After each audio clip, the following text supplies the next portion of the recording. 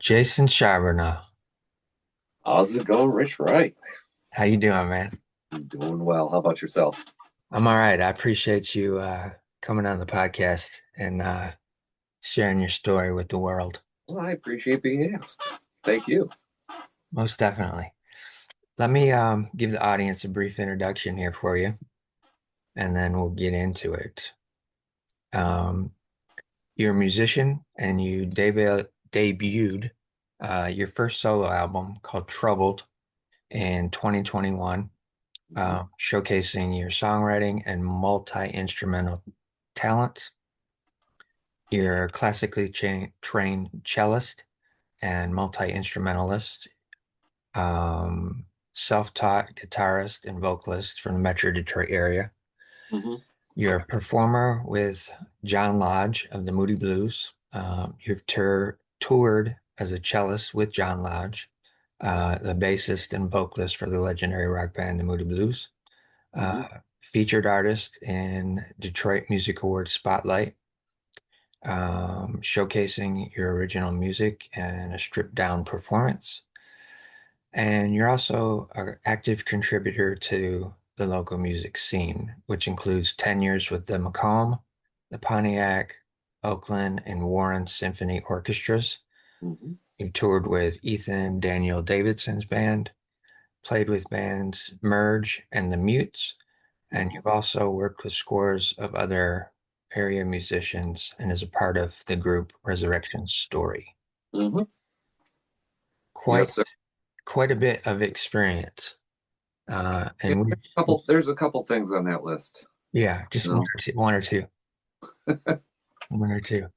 So let's start off from the very beginning. And this is my only scripted question that I ever have. Okay. And it's where were you born and what was life like as a kid for Jason? Oh, getting all psychological. I was born, well, Pontiac area Okay. initially. Pontiac General Hospital was where what like the hospital I was born in. Hmm. Um, and with like moving around kind of that whole entire Pontiac, Sylvan, Bloomfield Township area, like nothing was really more than 2 miles apart. Okay. Any of my homes that I ever lived in as a child were no more than 2 miles apart, Right, right. and maybe 2.5 miles apart. Um, and so I kind of got a lot of like um, all sides of the track kind of a thing. All right. Went to Pontiac schools, went to Bloomfield Hill schools, Okay. and so kind of got everything in between. I was never the popular kid. I was probably better off in the Pontiac schools as far as um, a comfortable circle of friends than I was in Bloomfield Hills, where uh, things were haves and have nots, or Right, measured right. have nots a lot. Yeah. And, and there were a few kids I went to the Pontiac school district with that also their parents moved a half a mile or whatever and ended up in the same school district. And I think that they went through a little bit of that too. Yeah. So for the audience, Oakland County is probably one of the more affluent counties in the state of Michigan and potentially the country as well. And Pontiac is a little bit more, I would say, middle to lower class. Uh, right now, it's pretty bad off. Like they Yeah. don't even have their own police department right now. They rely on Oakland County Sheriff Oh, yeah. and Okay. state police. Yeah, that's the same thing with Mount Clemens right now. It's the same scenario. We lost our police department quite a few years ago. Oh, Um, really?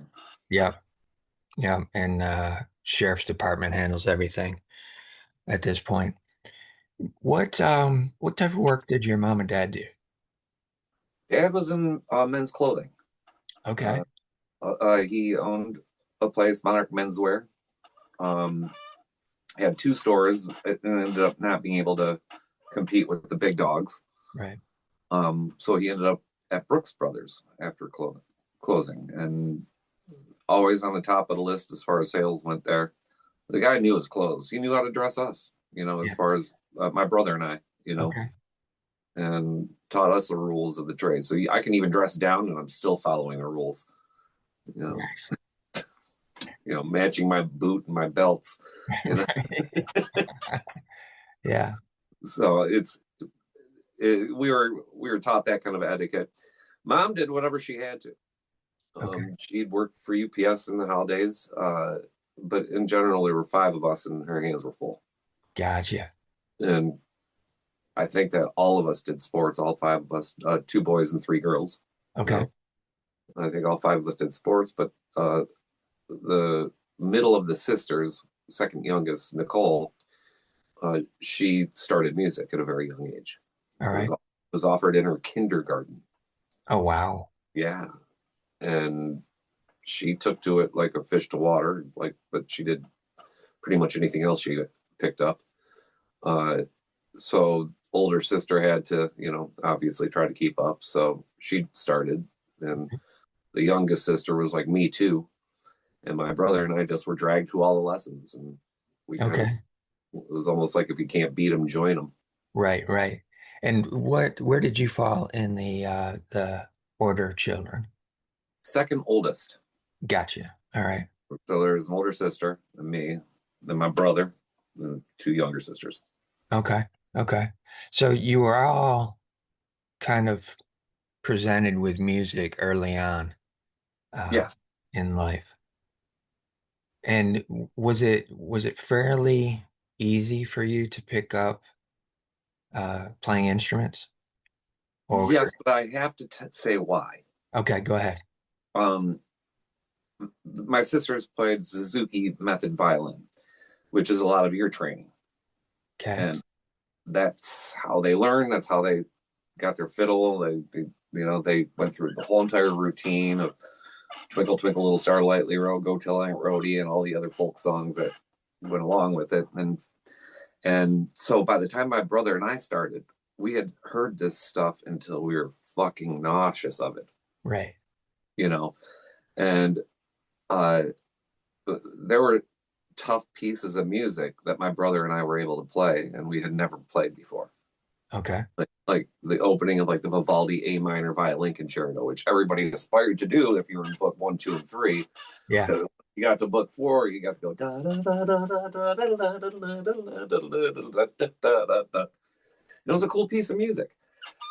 So there was a lot of, oh, you can't do that. And it's like, which part of the Bach double did you want? The first or the second part? You know, because it's two parts of the violin concerto. One's in one book and one's in another book. Yeah, yeah. And so we're like, I don't care which one you want me to play. It's like, well, what book are you in? Two? Well, that's in book 4 and 5. It's like, throw it at me. I don't care. You know, Right, right. we already know how it goes. We've heard it 200 times. Three Yeah, sisters, yeah. all whipping through that shit. Right.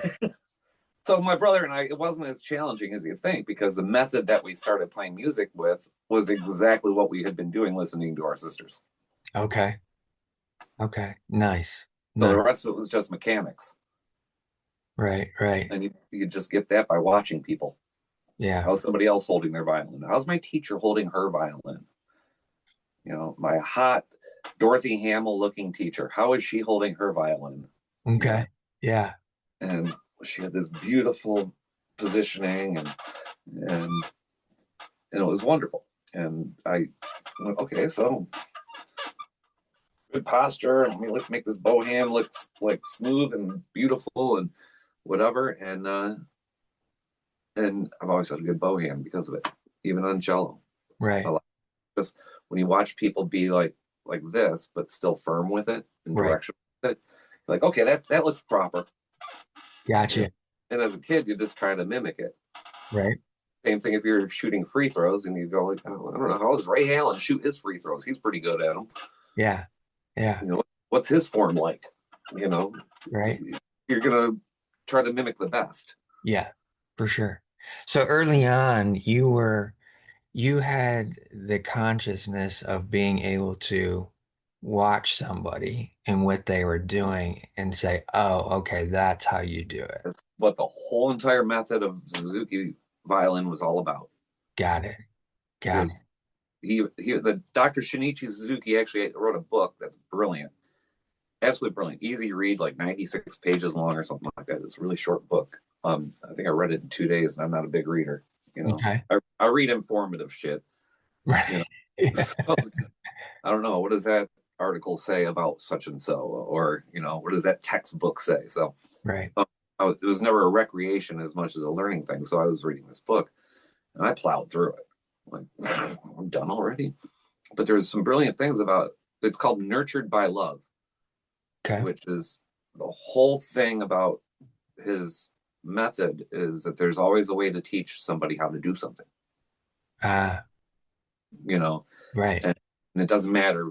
You can take violin out of it and insert something here. And he cited examples like the two girls that were separately found in different countries as uh, casualties of war, but not really casualties. Okay. One was like 9 and one was like 13 or something like that. When they were found, they were raised by wolves, Oh, wow. and they ran around on all fours. They had pads on their hands like wolves, on their human hands like wolves. They had fangs, and they had chest hair. The rest of them was human. Mm, So they adapted, and what it was the wolf mother had just given birth to a litter. Motherly instincts kicked in and protected the infant right. that Right. that was in need, Yeah. and this happened twice. So it was a motherly instinct that taught them how to do it. Gotcha.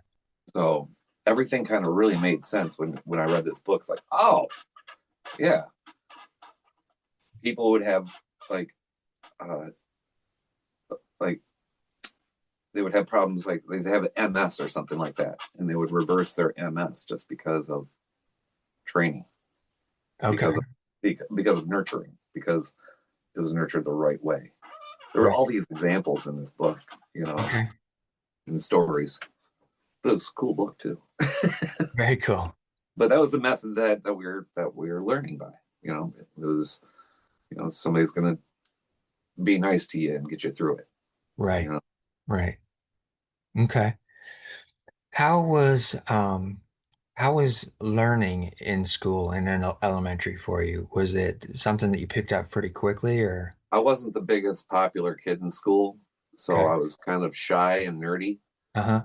and so I spent more time kind of worrying about my own safety than I did studying. Gotcha.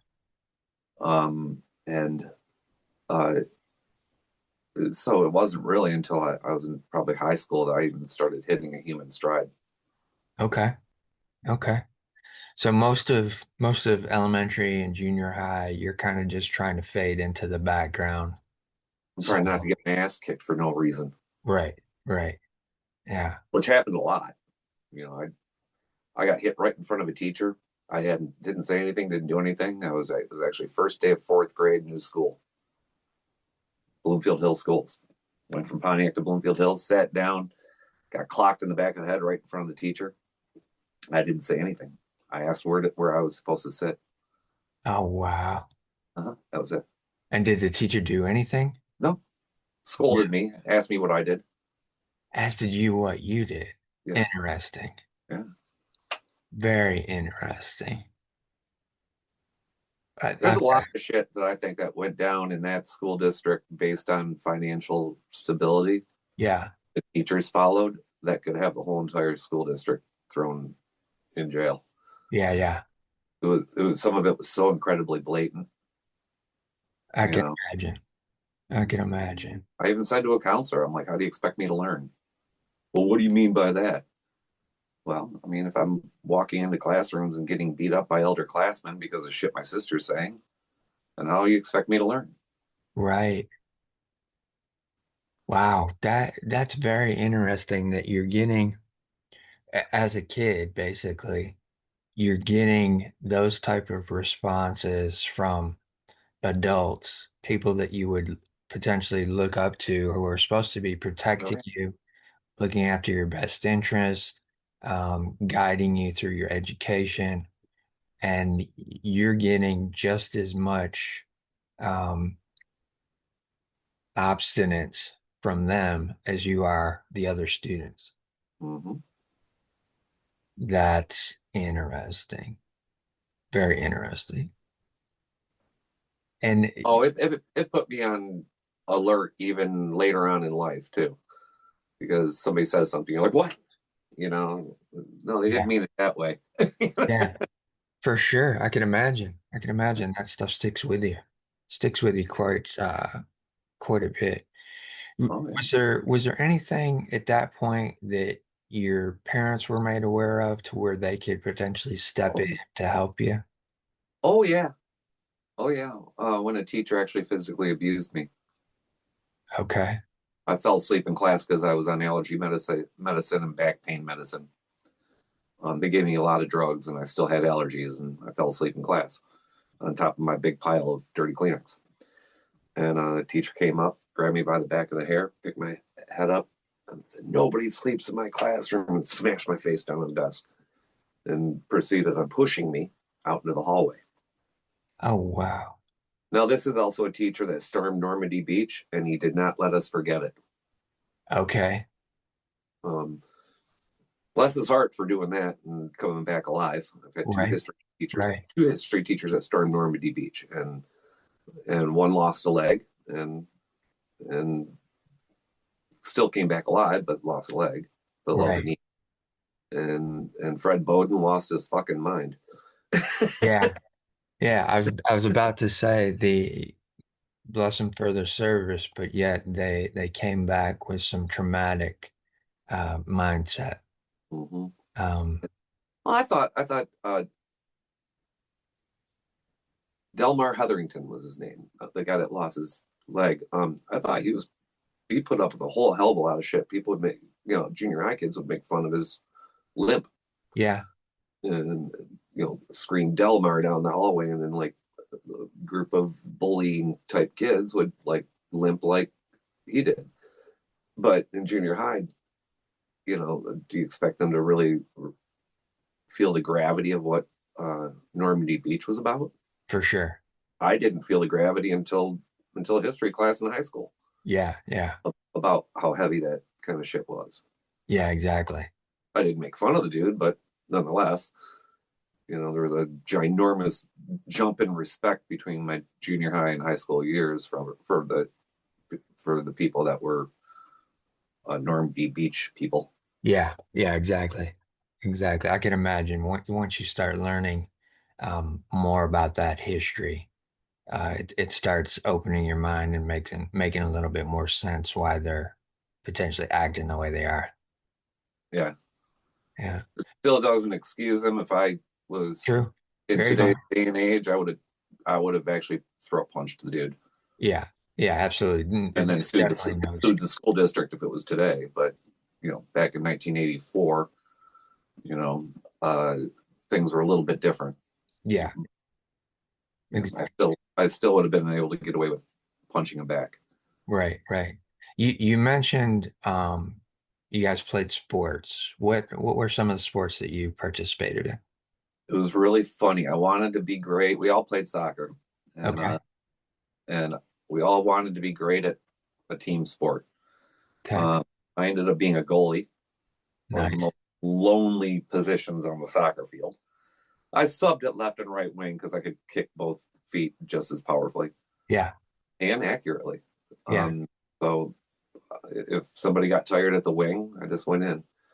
Uh, and the other goalie in soccer, uh, when I played on the team, he was a substitute halfback, left and right, Okay. and he was just as accurate with left and right. And so he could sub for any of the. I did any of the forwards, and he did any of the wings, Yeah. the halfback positions, Yeah. And and so neither of us went on to do anything except for Scott, who was the other guy. Yeah. He went on and worked for the World Cup when it was in town, Nice. back in the Pontiac days. Yeah. Uh, but yeah, we weren't a very good team. That's why I got to play. My brother, on the other hand, was better at the team sports. Okay. I ended up being an individual sport guy. Gotcha. I was the track guy, the skier, the Okay. the goalie. Yeah. I was a goalie too. I'll just stand back here by myself. Can you guys keep the ball on that side of the field, please? Yeah. Yeah. Yeah. I was a goalie too. And I played from time I was in junior high uh, into some college and then Oh uh no shit. yeah, yeah, keeper all the way through. And then I played outdoor, indoor, intramural, um, played indoor, outdoor rec up until 2017. Wow. Yeah, That's awesome. 2017, I decided to quit just because I got tired of the drama. It was you had so many so many people thinking at that age that they were actually playing in the World Cup. So it became very unfun. I used to ref soccer my first couple of years of college, and most of the people I ref were like tiny. Yeah, yeah, Like they were kids. They were, you know, 7, 8, 9 years old, some 6, 7, 8, 9 years old. They were kids. I was teaching or refing Bloomfield Hills Youth Soccer League, and sometimes the ball was coming up to just below mid thigh on some of these kids. right, right. So, um, kid trips over the ball, obviously trips over the ball. Other coach didn't have the right angle and wanted a penalty. Oh, jeez. Like, there's no penalty. I was right on top of it. Nobody was even around the kid. Yeah, And he stormed onto the field. And I said, get off just leave. yeah, Get off the field. Are you threatening me? I'm like, no, I just told you get off the field and let the kids play. There was no penalty. right. You know, kid tripped over the ball. Yeah, I go, I tripped over a clump of grass earlier. I mean, right. Yeah. and I think we were at Cranbrook. No, we were at Vaughan School. Okay. We were at Vaughan, and so he kept on like following me around the field, belittling me and whatnot. And so I yellow carded him, and he went to go swing at me. I red carded him and said, "I'm gonna go call the fucking cops if you don't leave right now." And that's when a couple other parents came and dragged him off the field, and Holy cow. he was Yeah. thrown out of the league. There's a whole lot of drama that goes on in soccer. It's wild. Like It's I said, wild. these kids were 7. Yeah, right. Exactly. Since when Exactly. is this World League Soccer? Yeah. Is Yeah. this Arsenal and Liverpool?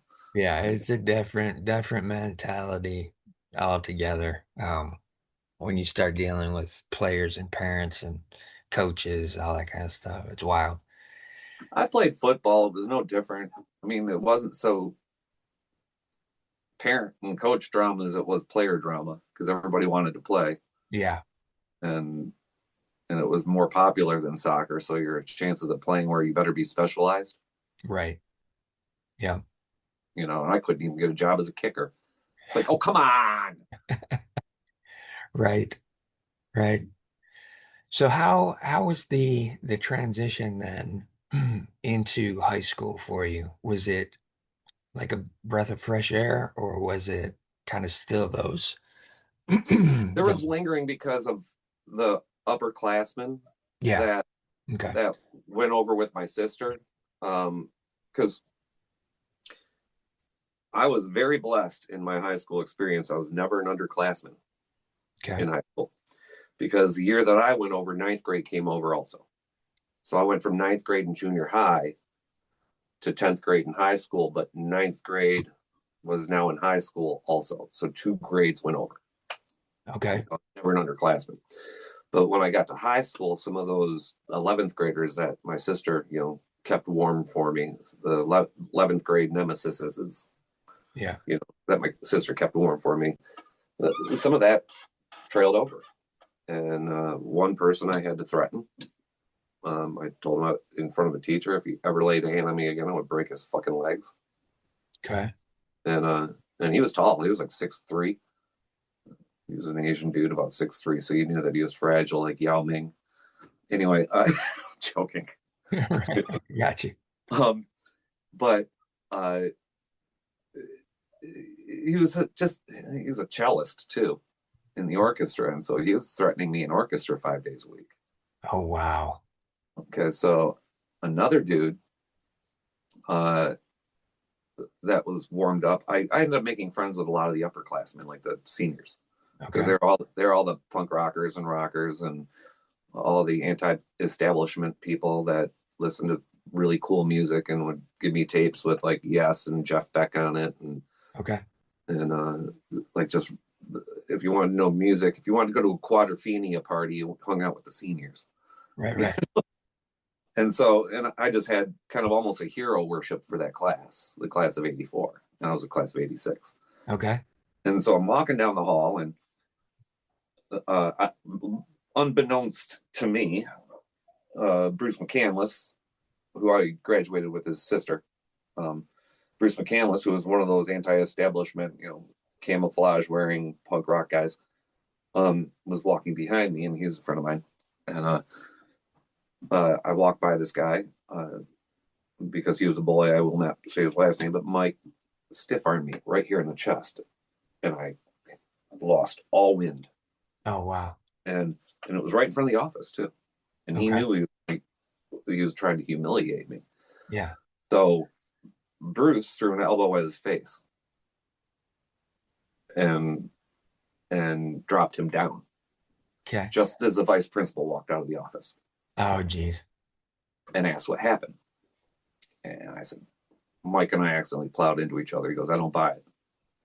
And my head was down. I was kind of jogging to class, and I plowed into his shoulder, and my head hit his. I don't buy it, Mike. Is that what happened? And Mike just kind of stared at me, Right. and he didn't really answer. I guess whatever he said, and he goes, I don't believe it, but let me know if there's a problem. Okay. There's never ever a problem after that. Gotcha.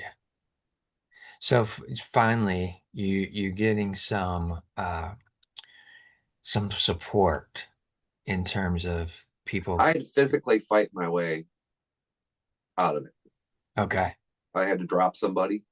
I had to threaten to drop somebody else, and I had to take a punch or take a stiff arm, you Yeah. know, Yeah. in front of the office and not cry about it and say, "Oops, my bad." Right. Right. And there was a lot that I had to do that I thought was completely unnecessary. For sure. For sure. And how did that play on your mental state at that point in time as a uh, adolescent? Honestly, I couldn't wait to get to orchestra class. Okay. Honestly, just give me to art or orchestra. I'll be cool there. That's where your respite was. Oh yeah. Yeah. How much art did you do? Um, I I did it quite a bit because, well, everybody that was in a band Okay. wanted to make up their own logos and flyers and Yeah. Yeah. and I was like, oh, I like drawing, let me do it. How about this? Let's come up with this swoop font kind of a thing. And I used to try to doodle all over the place, and it just kind of seemed like it was something that I liked doing. Right. Right. So I went to art classes, and after the required ones in grade school were you know Yeah. Just the basics. over, they were done. So they were done. So I went to sign up for art classes in junior high and high school, on purpose. Yeah. My junior year of high school, I had 4 music classes and an art course. I didn't even have a lunch because I Mm. still had to take my academics, Right. Right. but I didn't have a lunch hour. Oh, wow. One of them was music theory. I was never good in music theory, even with that kind of head start. But um, they offered it during lunch. Okay. So we got the credit for it. We got most of us got A's or B's. It was music theory was always tough for me because I learned how to play by ear. I didn't, you know, and so I did that. We would bring our sack lunch into class and we would eat it while trying to learn music theory. Okay. And and it didn't bother any of us. Most of us that were in the class on purpose. We Right. really want to be musicians further on in life, and there's no mystery to that. Right. Right. So with doing kind of like flyers and album covers and stuff like that for the bands, were you pulling and being inspired by other things that you saw on the market, or were you kind of just coming up with things in your head based off of who the band was or what they were trying to do? Mostly things in my head, but there's one thing that I liked doing was caricatures, Okay. like just black and white sketches of the band members, trying to get their personalities in kind of a cartoony kind of a way, Right, right. And I got better at it later. I wasn't very good in the beginning, Okay. and once I was able to get myself, I was able to capture what other people's like little characters were, Right, right. because I was able to go, okay, what would I do if I was doing me? What are my characters? What little Interesting. characteristics, like maybe a little larger nose with an apparatus hanging from it, a ring hanging from it. Yeah. So you kind of bring that out, maybe thicken up the facial hair, you make it pronounced, or just kind of caricature stuff. Right. And I was only goatee when I was doing all this later, because when you met me, I had the same look except for I just had a goatee. Yep. Yep. uh, so um, even when I was a kid and started doing it, a lot of it was trying to emulate those newspaper clippings with the Gotcha. caricature. Yeah. Yeah. You know what I'm saying? Yeah, for sure. Those were always cool to me. They had them in textbooks, like this is what like a caricature of Franklin Delano Roosevelt or something. Yeah. With that glasses on the end of his nose, like that. Yeah. Yeah. And and some of them were so politically incorrect, but I really enjoyed seeing some of these these caricatures Yeah. that were drawn in the textbooks. Right. And so I tried to do that a lot. Okay. That was always cool to me because it seemed accessible. Yeah. It's not like I was going to do a flyer and do Salvador Dali imitations. Right. I'm not that good. But also too, it's another form of expression creatively that seemed to come natural again for you. And so you were just expanding on that ability to be creative. Because I never really studied art. I just kind of did whatever I did. Yeah. High school art, it's like, we're going to do an assignment and it's this. It's like, I did that last year. Can I do this instead? Yeah. What do you want to do? Silk screen? Right, right. So I did a silk screen. It wasn't ever part of the curriculum of any of the art classes I was ever in. But he let me do it because we're talking art. We're not talking about, you know, uh, math or science or something that needs to be Yeah, regimented. taught in order. Yeah, yeah, for sure. You know, um, you learn how to do this math problem. So when you're given this math problem, you already have the foundation Yeah, to figure out this. This is just one extra step, which is this. yeah, yeah, And exactly. it's kind of in a row. Music's like that a lot too. You start with Twinkle Twinkle Little Star before you end up on a Paganini Caprice number 24. Right, right. There's a lot of material in between. Yeah, for sure. Of learning, a lot of material of learning. Yeah. So Where did you get the information to do silk screening? the library, Okay. Bloomfield Township Public Library. Okay. and art stores too. So Gotcha. I'd go and so I actually read on it because it was, the 80s and everything.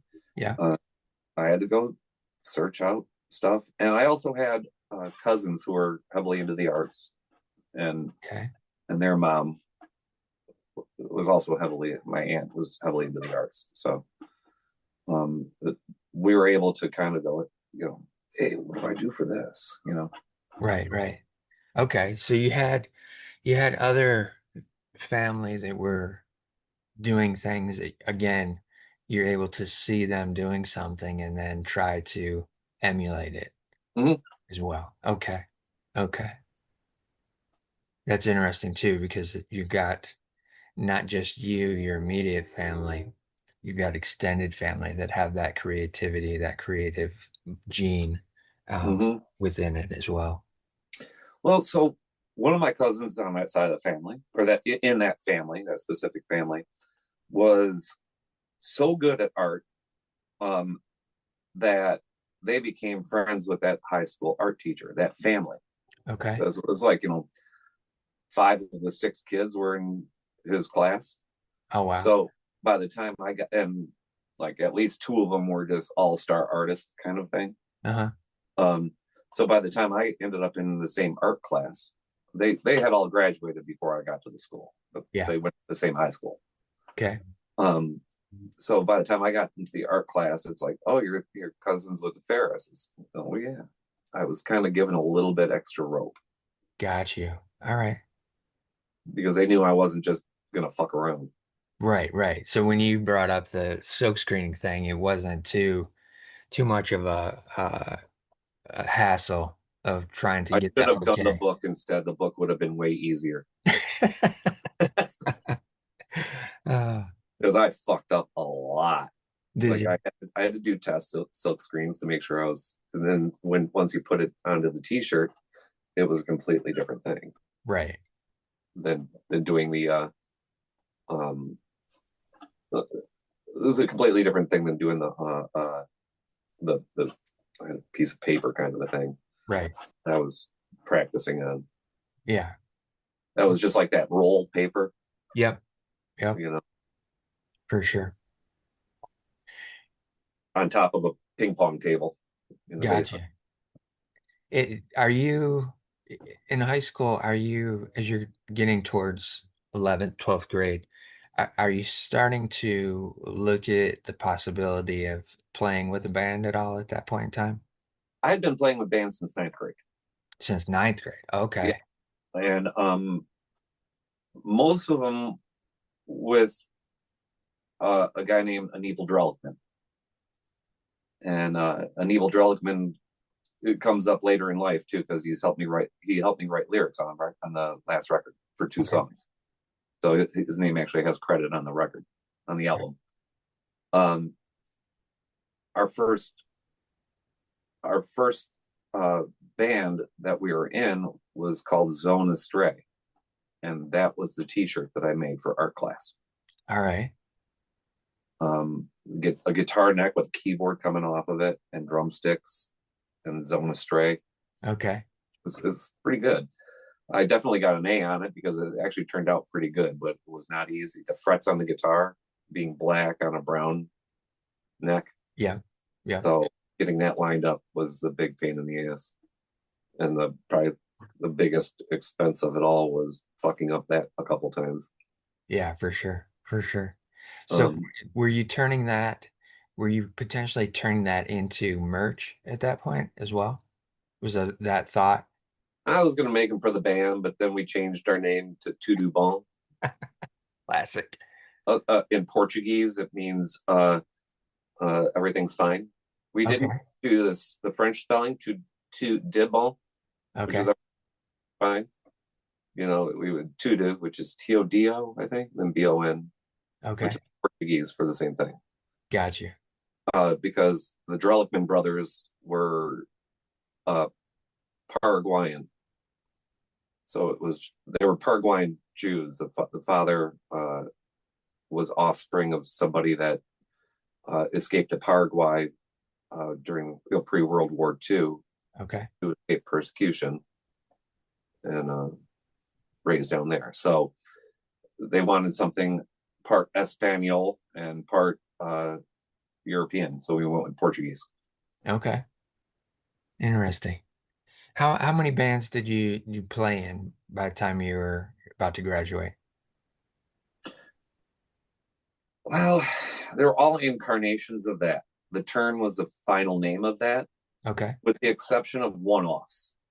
Gotcha. One-off for like choir concerts where we got to do a solo, and I was in chamber singers with Dave Arsenagas, and he was in a band with a drummer, and so we went up there and did Subdivisions by Rush, and I sang it for my solo song in front of the choir. I played guitar and sang it, and Scott played keyboards and bass just like Geddy Lee would have, and then the drummer played drums.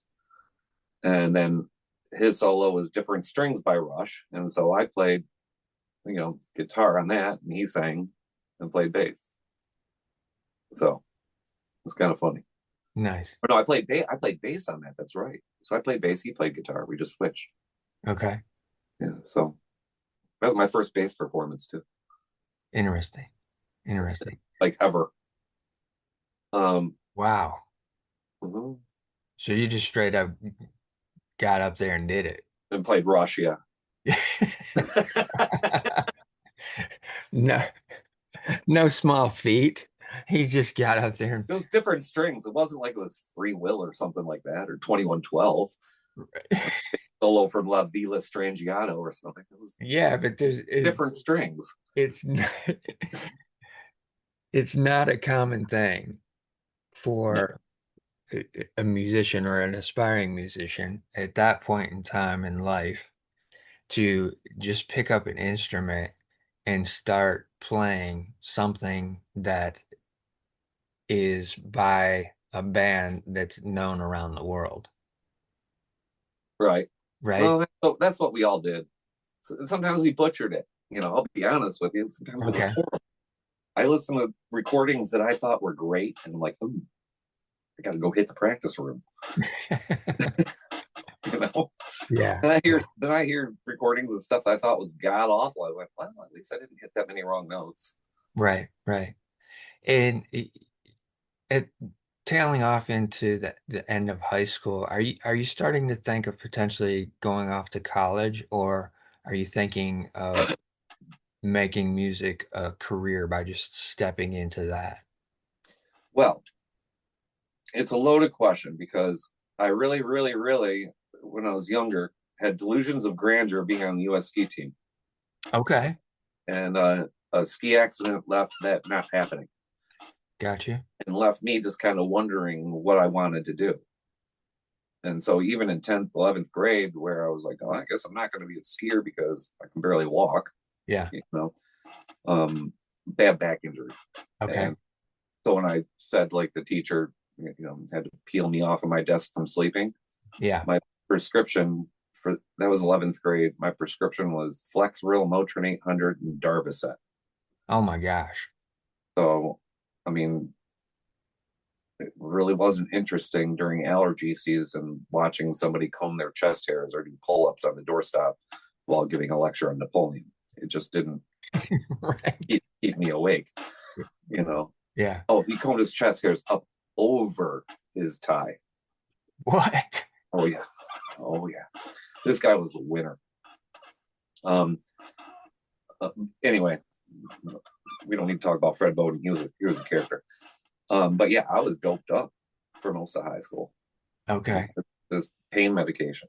Right. And the thing is, what do you do when you take pain medication? Well, I was an active kid. I went and ran in track, and I went and played football, and I went and lifted cars off children and leapt tall buildings in a single bound, and then woke up the next day in excruciating pain. Right. Right. Did you And did you eventually have to have any kind of surgery or anything like that? no, Okay. I spent gazillions of dollars on holistic medicine, which is what worked. Chiropractic's got me walking again. Okay. Uh, Massages were great, but they felt a little bit like peeing on a forest fire, you Yeah. know. Yeah. it helps that little spot just at the moment, but Right. the fire is just going to come back. Yeah. Yeah. Uh, and so it felt like that a little bit, but nonetheless, always appreciated. If I go through like 36 hours of a solid massage, it'd be awesome. Right. Um, it would give me like 50 minutes of pleasure on the other side, you know. Yeah. But acupuncture, integrative manual therapy, um, uh, I've done muscle rolling, which is pretty cool. It's like putting your muscles back into place, Okay. if that makes sense. Yeah. Yeah. So we take a lot of blows in our life, and our body is really smart. And sometimes muscles that move out of the way for the blow won't go back to where they should. Okay. Sometimes, a lot of times, it's in your shoulders. Right. So, like a muscle that comes down here might drop one way or the other, Yeah. and all it takes is us to do that for it to go back into place because our body's smart, but Okay. it doesn't always happen right. Gotcha. And so, I've had muscles put back into place on my hips, on my shoulders, on my neck, and this is out in San Francisco, and this is uh, uh, walking was a whole new sport after that, Wow. a much easier sport. So there was a lot that I did. Now, my brother-in-law was an integrated manual therapist, Okay. and it's hard to explain because there's a lot of stuff that I would equate it to, like energy work Yeah. and acupressure. Yeah. Yeah. Um, both those are involved in it, but it's also you got to change your lifestyle. You know, change your diet. Yeah. Don't smoke cigarettes. Yeah. Make sure that uh, you're really checking what you're eating. It, you know, not just saying, "Oh, I'm going to eat a salad." Make sure that the salad that you're eating has the right vegetables for your type. For sure. For sure. Or And is all of this taking place later on in life? oh, I've been doing that since about mid 20s. Mid-20s. Okay. So Yeah.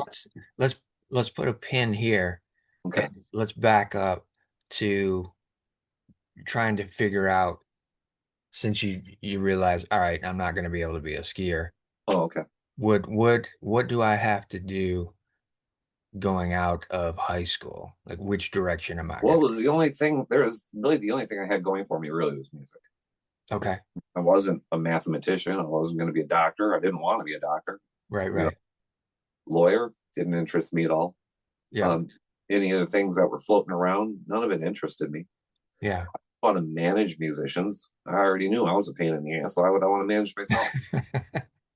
You know. Yeah. So it was just like the only thing that really caught my idea was studying music. It was the only community that embraced me with open arms. Okay. You know, really strange. Um, my first girlfriend ever went on to be Miss Michigan. All right. Um, so she didn't go to the same high school as I did, Gotcha. but she was part of the musical community. Okay. You know, Okay. she played violin, and we were in one of the youth symphonies together, Nice. and we still get along to this day. Her husband's awesome. You know, we played gigs together.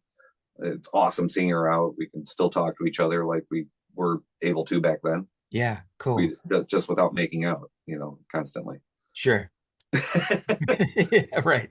But uh, the thing is, it's like music was a completely different personality for me, and I really liked what it did for me. Okay. You know, socially. Right, right. So it was an easy choice to go, well, okay, well, and everything else, I'm a fucking nerd or an idiot. Music, full Right. of nerds and idiots. Yeah. Yeah. So did you think you were going to go off to college and study more, or did you just Oh yeah, decide I'm I going straight into it? took lessons from the time I was in 11th grade on. I knew that I was going to be auditioning in a couple of years. Okay. You know, I knew the auditions were coming. My college audition was the day after senior prom. Oh wow. Mm-hmm. Uh, but I had already auditioned for the International Congress of Strings at that point in time and gotten it. So and it was in front of the same people. Wow. Okay. I just heard you play like 3 weeks ago. I'm like, I know. You know, Right, right. So at that point, are you you know that's what you want to do. You know that's the easy route. That is it more wasn't easy. It well, wasn't easy. I okay. knew it wasn't going to be easy. Nothing about being a musician is easy. The only thing that's really fun about it is playing, like the act of playing. I actually really enjoy practicing. I wish I had more time to do it and sometimes more stamina. Right, right. Um, but uh, the act of playing music, playing live, especially because of the exchange of energy, was Yeah, always cool. It yeah, didn't matter if you're a section player sitting eighth out of eight cellos, eighth out of eight cellos. It doesn't matter if you're first chair or last chair. There was an exchange of energy between you and the audience. This is why I like bands, like yeah. playing in bands too, because now there's only 4 or 5 guys on stage, or 3 to 5 guys on stage, and it, it you can be a little bit, and I hate saying this, but a little bit more selfish about the energy exchange. Sure. You know, you're like, well, at least I'm not sharing it with 70 people from an orchestra, Right. and the conductor gets most of it. Yeah. The Makes conductor, sense. first chair, first violin, get most of it. I'm sitting eighth out of eight, you know, in the cello section. Nobody even sees me, Right. but damn, I still had a great job playing what was on the page there. I had Yeah. a great time, an amazing time playing Dvorak or Tchaikovsky or whatever, was on the page there. Yeah, And, for sure. and I always tell people, it's really funny. I practice cello a lot more than I practice guitar. I rarely practice guitar.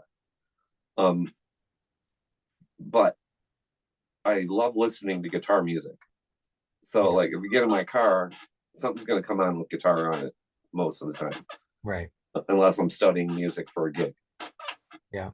And even then, there's still guitar music on because I play those gigs too. Um, but I always loved listening to guitar music. It didn't matter if it was classical or jazz or whatever, guitar forward music. I just love the sound of the instrument. But I don't practice it that much. I practice cello. I love Okay. practicing cello. I still love playing in orchestras, but there's a different energy exchange between playing in a group of 70 and playing in a group of three. For sure. You For know, sure. your job is a little bit more important when you're playing in a group of three. Okay. And so when you get the accolades, they're a little bit more like, all right, the three Yeah. of us fucking just earned that. Yes. All three of us. Yeah. And so uh I yeah, so I there was no real question about what I wanted to do after the skiing fell through. Right. But um so even when I entered college my freshman year, it was just a continuation of my high school music studies. Yeah. Studied with the same teacher. Okay. I lived under the same house for a year and a half, Okay. same roof for a year and a half because I went to Wayne State. Gotcha. And so it was the same set of rules, it was the same everything. But I was in a college instead. Right. And I stayed out later and I saw rock and roll bands and I, you know, hung out with more people than I should have, before I was even out of college. I was bumming cigarettes to opera people like Jesse Norman. I Okay. was hanging out with Gordon Staples, who was a concert master of the DSO, because I went to school with his son. Okay. And then on the rock and roll side of things, Second Self was kind of a hot band at the time, and two of those guys went to Wayne State with me. So I hung out with them until 2, 3 in the morning on a lot of nights that they were playing. Right. Right. And for the sake of rock and roll, Right. Right. So you're experiencing a whole different environment in terms of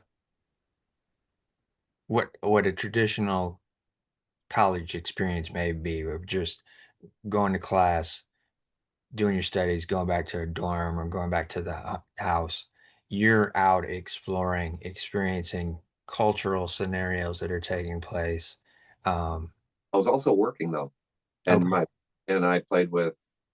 Back then, there were a lot more local symphonies. got you. Um, so, if the intro that you said were symphonies that still exist, Yeah. but back then there was Southfield, Scandinavian, Dearborn, uh, uh, uh, St. Clair Shores, Grosse Okay. Pointe. Yeah. So there were a bunch of other symphonies that I played with also. Birmingham, Bloomfield, Okay. like all these symphonies that don't exist anymore. Right. That's how I paid my bills. So one great thing about going to Wayne State was I got to work. Nice. And my sister went to U of M and she has a master's degree in cello performance from U of M. And she didn't work as near, not even remotely a drop in the ocean as much as I worked during my. Wow. So she hit the practice room and went back to the Evans house. She was an Evans scholar. She was an overachiever. Anyway, so she went back to the Evans house and practiced her cello. I went and played with Scandinavian as their principal, or Southfield as their principal cellist, or I was principal of Warren or Macomb Symphony also, and then I was subbing with Warren until they found out that I wasn't uh, union, and they got a little pissed. Oh, interesting. So let's touch on that just for a hot minute. The amount of the amount of pay at that point in time in doing this work with the symphonies, is it comparable to any type of other job that you might have had to pick up? No, I had to play like 9,000 symphony gigs in order to make poverty. Okay. So it really wasn't something that um They were professional gigs, but they were like $35 a service, and you're driving all over creation, and it's not like you could go out and work at a bookstore or a gas station or something like that and um, supplement the income, because if you're playing with that many symphonies, those rehearsal dates are on different nights of the week and right. spread out over 5 weeks. And then what do? Do you have to, or 4 weeks? Do you have to like request that 4 weeks off? Or so it was like really too hard to schedule for not only other employers. So we just tried to play with whoever we could, and then supplement that with hopefully like weddings and banquets and that kind of stuff, because those were higher paying gigs. Okay. And then the aspect of them finding out that you are not a part of the union, what was the standard procedure that one of those types of musicians would have to incur versus what you were doing? I was a sub, so I Okay. didn't think about it. They called me and they asked me to sub. And then they would call me and ask me to sub again, because if there were 6 or 8 cellos in a section, chances are somebody might not be able to do it. I've been playing with them again lately, and they Okay. don't have the same rule. Okay. The rule isn't as strict anymore, and I'm playing most of the shows. And Gotcha. some I have to turn down because I'm out of town with John Lodge or something. Right, right. But And for young or musicians that are out there that may not comprehend why you would need to be a union person versus you just going and playing. okay, so musicians union is there for a reason. I'm not quite sure if it's a reason for me, Right. but if you're like Michigan Opera Theater, Detroit Symphony Orchestra, or playing arenas, Hmm. or you're highly published, Got you. then it makes sense.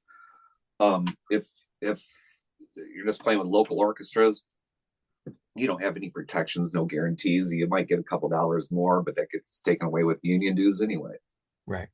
You know, uh, and if I'm playing a studio session for, let's say, GM or whatever, um, they're going to pay me union wages whether I'm in a union or not, Okay.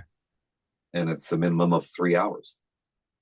Or there was a certain amount, and it's a pretty healthy wage, Got you. for a corporate studio session that pays union rates. And then like if touring acts come into town, like when Plant and Page came through town, they would hire a local orchestra or a local string section.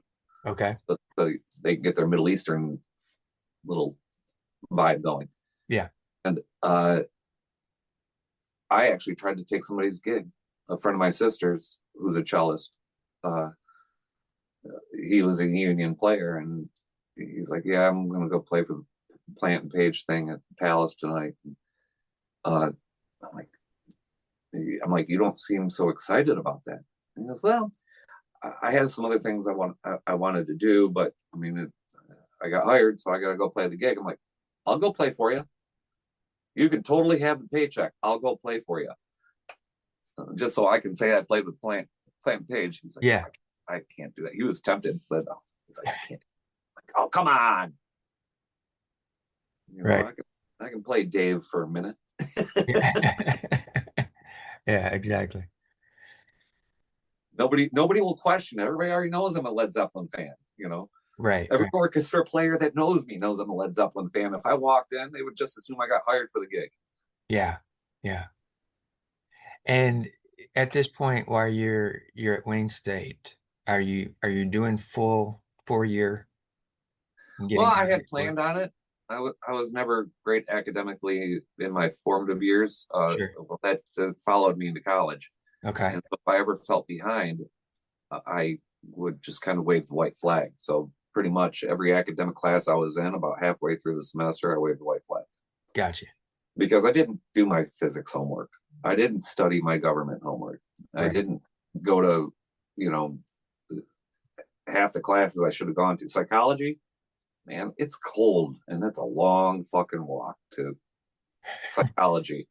So, I mean, if it got to like that, I'd be like, I'm just going to stay in the music department, drink coffee, and practice. Okay. Because I switched from violin to cello officially in 10th grade. All There right. was ninth grade was an overlap. Gotcha. So I was still playing violin in ninth grade, but dabbling in cello. And then even in eighth grade, I started dabbling in cello, but I was pretty much a violinist. Okay. 10th grade was the official switch. So 11th grade officially started lessons that I took for 2 years Right. with Richard Peepo. And he taught at Wayne State also. So I'm like, okay, I'm on a winning run with learning the cello right now Right. and being a good cello student. And Richard knows how to talk to me. Yeah. And so I stayed at Wayne State for that reason. Okay. So it was never about physics of sound. It was never about uh, uh, American government or whatever. I learned that shit in high school. It was about learning how to play the cello. And so I never finished my degree. Okay. I went for 4.5 years, and they're like, "You haven't really done shit academically. We got to take your scholarship away." I'm like, "I get it. I got to go Right. though." And there was a big drop in my work and a really huge rebuilding period. Um, and I was working in restaurants to afford stuff at this point in time. Yeah. Um, but restaurants and bars and whatever, because there's a real big, huge drop in gigs. Couldn't afford to live just gigging, Right. because I stopped going to Wayne State. Wayne State was like that outlet. I got called for everything because I was the principal cellist. Right. Right. For 4.5 years, I was principal cellist, so I got called for every gig in town. Right. Now you're not doing that. So the restaurant and the bar gigs become your main source of income Mm-hmm. and trying to figure out, all right, how am I gonna move forward with the musical aspirations? I didn't. I'll be honest with you. I had no clue how I was going to. I didn't know what area I was going to. And I really wasn't doing anything with the right amount of fervor. Okay. But that brings me to the ski accident and the drugs. Got it. And so I was doped up the whole time. And it's It's like, you practice 3 hours, but you're getting like a half hour's worth of shit done because you're doped up Right, right, or with zero retention. right, right. And So and with that too, though, working in restaurants and bars, you're on your feet mhm. the whole time. That was probably the best thing for me though. Was it? Motion, Okay. absolutely. But um the pills and whatever, they just kept on getting worse. And because I was going, okay, well, I'm gonna make $375 tonight as a busser because it was that busy, Yeah, you know. yeah, So glow, pop a couple Vikes, you know, and a Darvocet and maybe an aspirin, go to town. yeah. And I'm surprised I have a kidney or a liver left. Okay. Um, because it got pretty bad for a while. It even graduated to street drugs because, you end up looking pretty bad and can't hold jobs when you're addicted to pills or other stuff. Right. And about how long did that last after um college in terms of the graduation of it from just the pills now street drugs to supplement and I took my last opiate when I was 27. okay. Um, I was at a band rehearsal and I knew it was the last day of me in that band. I already had a feeling neither of us were happy. Um, we were fighting all the time. Um, I had ideas and they had other ideas. And plus, I wasn't working in that industry at the time anymore.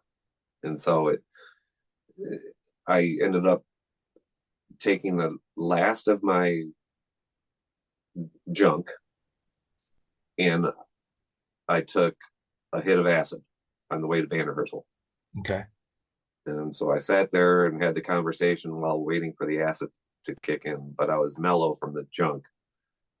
And so I sat there, and by the time I left, I was full on tripping and have actually kind of really relieved um, that that it was that I was no longer in the band. I was actually relieved about it Okay.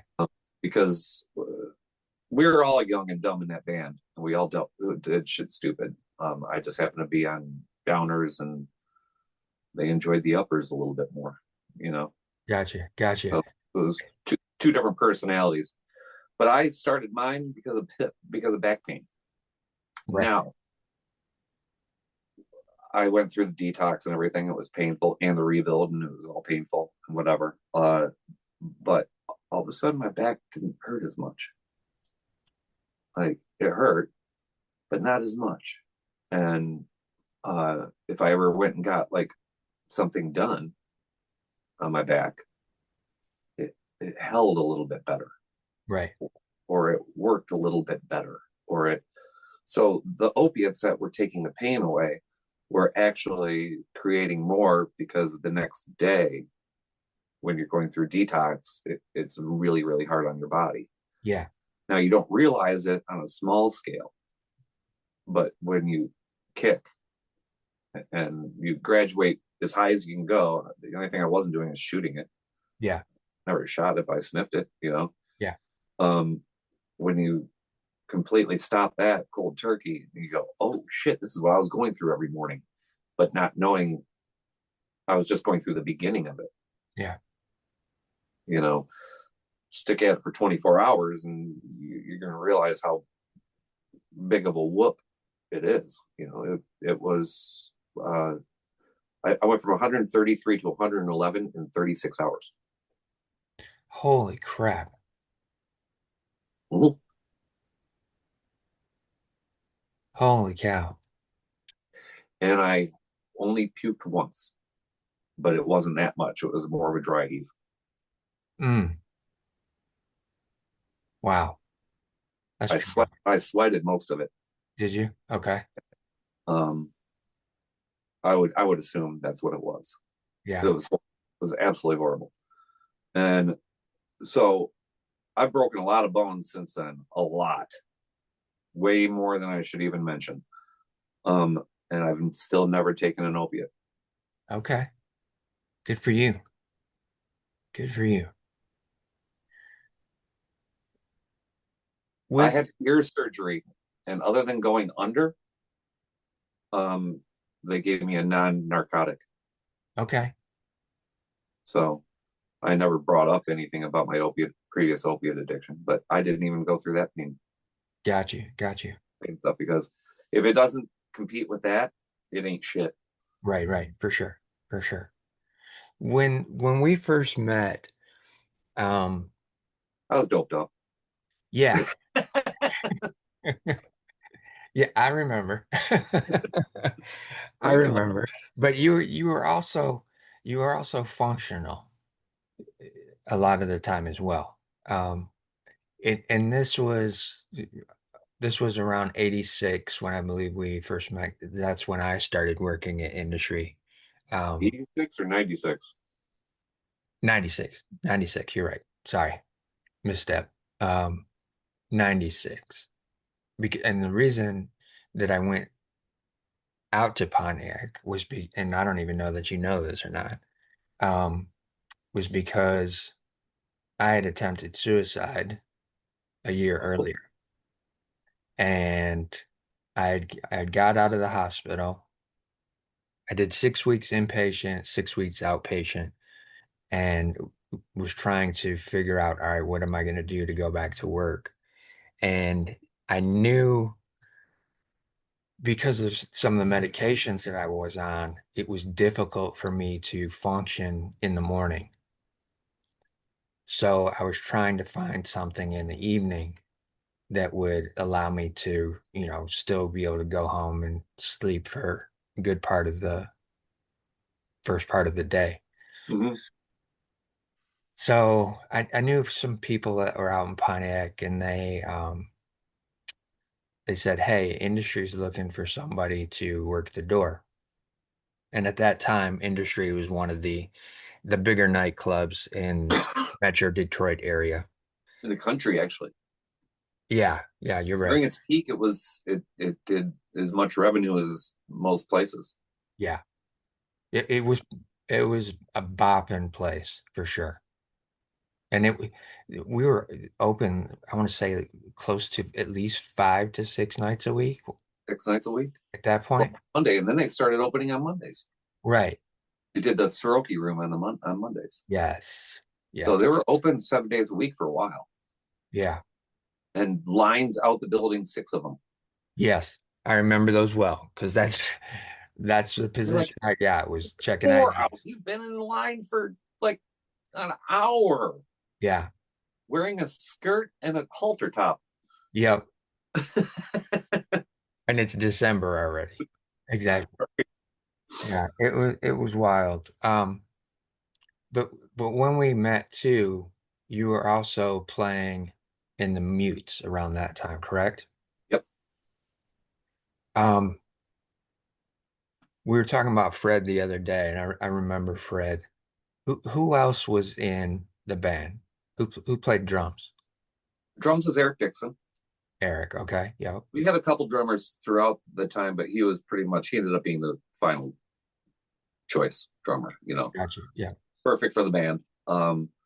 Fred on bass, and then it was the band initially started off with just Josh Baker and Lee Kandursky, and they were an acoustic duo, and they asked me to join because neither of them were very good guitarists Okay. at the time. Josh is adequate. Lee was not. He was tragic. Um, Lee. That Nice dude, very nice dude. yeah, Uh, yeah. doesn't know the difference between a major and a minor chord on a guitar, but very nice dude. Um, and we sang like the whole 3-part harmony thing, like so it was like Crosby, Stills, Nash and Young kind of a thing. Right. Um, but our songs are crafted more like a Nirvana, or live, or you know, more of the alternative type band, Right. you know. Right. or punk leaning or alternative leaning bands. And that was the magic of it. And I always used to say, as far as musical projects I was in, that on paper, that was the best one Really? on, on paper. Okay. Look at, oh, you got, five long haired pretty boys, Yeah. and like legitimately pretty boys that are legitimately bad boys at the same time, Right.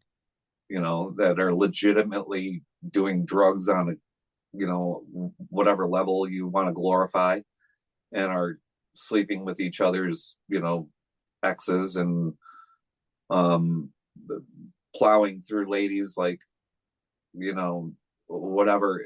We were behind the music. Yeah. Yeah.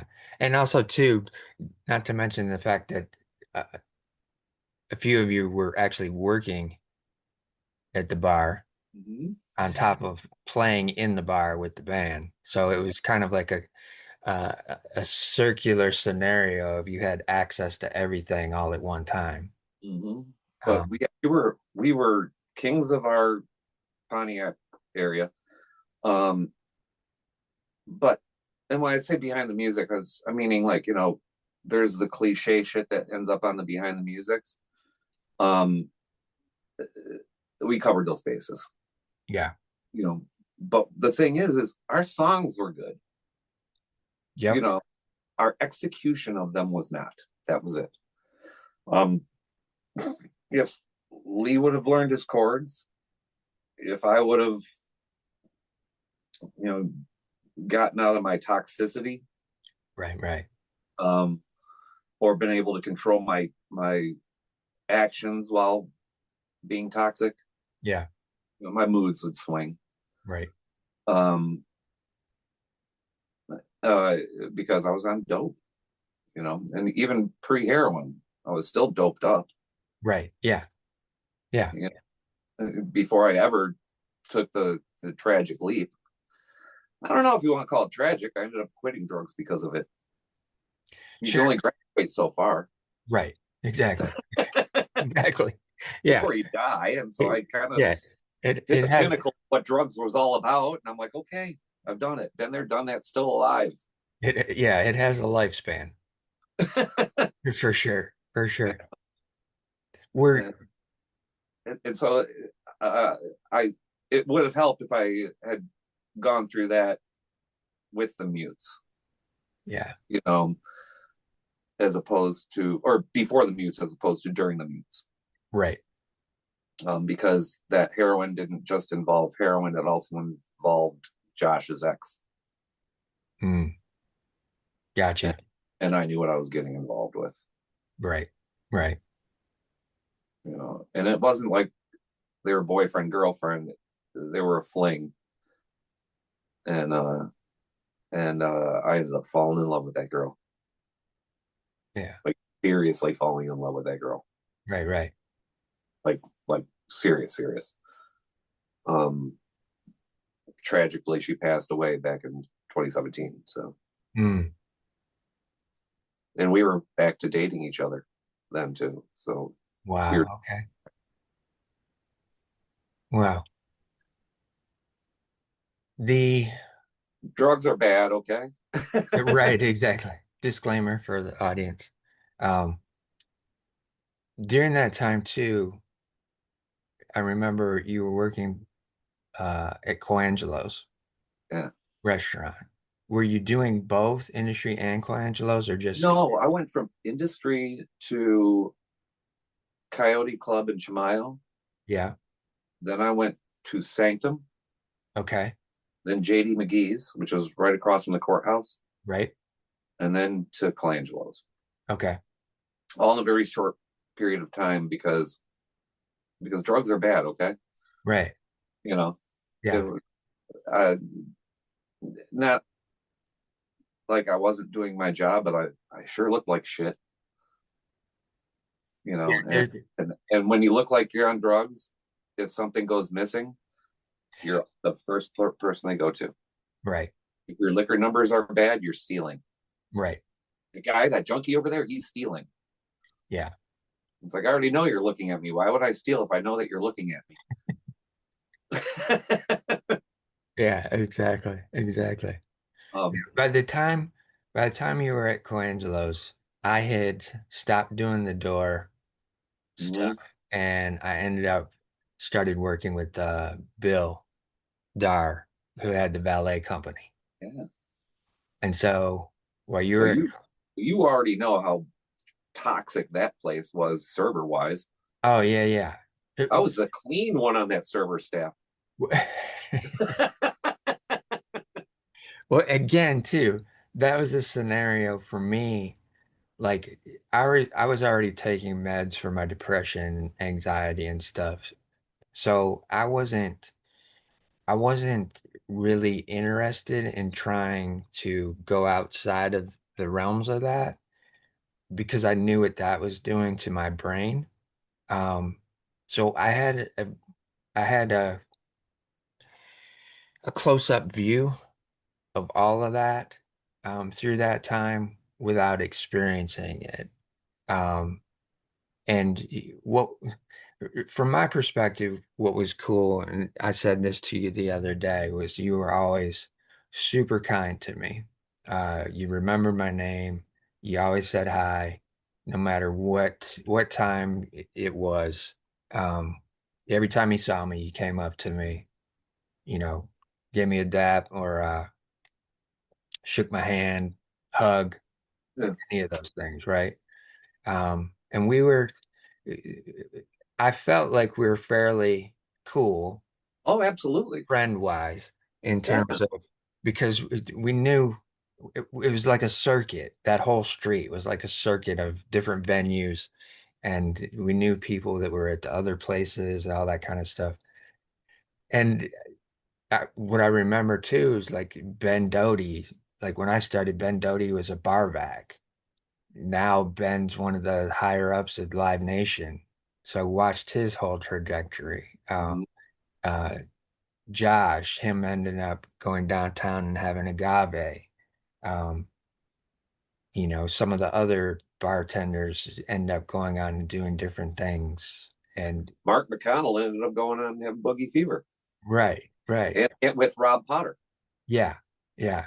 So just watch being there for kind of um the front row seat of it all, so to speak. I'm watching all these things happen, watching everybody, move to different places and do different things. Um, and then too, after Coangelo's, because ESI security was doing the security at the bar, they saw me how I operated the door. They saw me how now I'm doing the ballet. They're like, hey, we're about to go downtown, Detroit, to the State Theater. We're getting that account down there. And We need bodies, yeah, Jay Pisani's like, hey, you want to come down there with us, do security? And I was like, well, what's the pay? Because I'm making pretty decent money here doing ballet work. And he's like, well, we can do this for you. And I was like, all right, I'll go down there with you. So that's when I transitioned down to Detroit. Um, which wasn't dumb because by the time I was at Colangelo's, Pontiac was starting to yeah, diminish. yeah, And then at the very end of Colangelo's, nobody could even get downtown because every road was closed.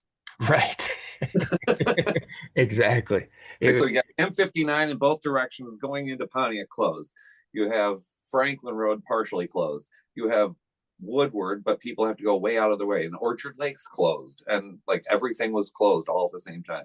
yeah, it was a tragic downward spiral because, like you said, it was industry was one of the top clubs in the nation, and I don't know how many different industry magazines it was in terms of nightlife magazines, Mm-hmm.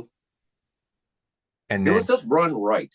yeah, for sure, The and then right staff, also the too, right thing, the right DJs, the right location, the right everything. It was just done right.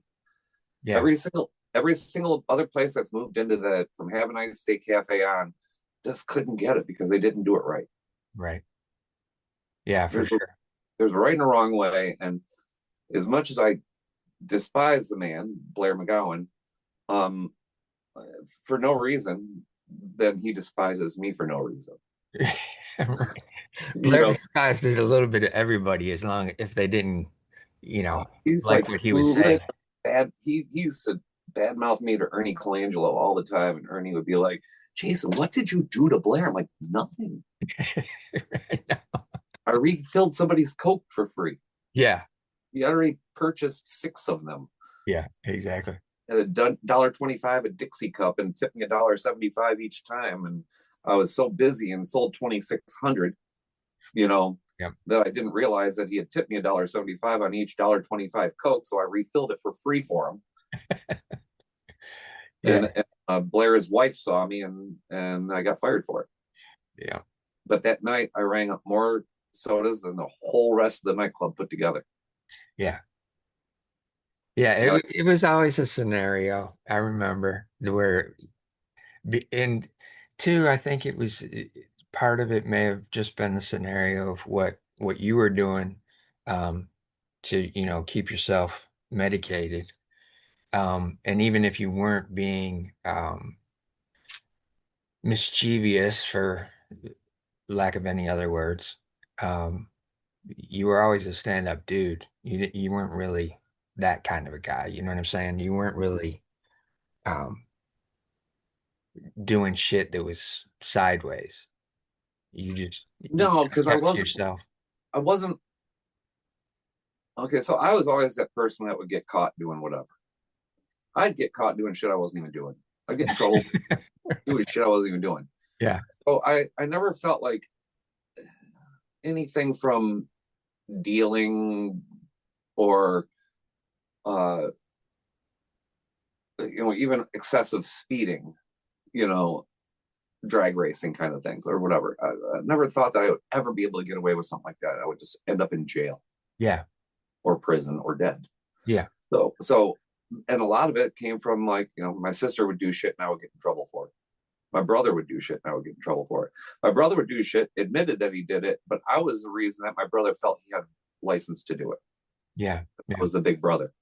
Right, So I was never mischievous. I was never that guy. People assumed I was trouble, but I really wasn't that much trouble, right, you right. know, minimal amount. I was more trouble to myself than I was to people around me. Yeah, yeah. At that time as well, I'm going to downtown Detroit to work. So this is where we kind of lose uh, connection, so to speak, in Mm-hmm. terms of a uh, regularly seeing each other. And after Colangelo's, is that around the same time that you're deciding you're going to kick the No, I was clean at Colangelo's. I had just kicked. I just was, kick? Okay. uh, however, it didn't stop me from taking mushrooms at work, Okay. Yeah. and that was fun. Or smoking weed at work.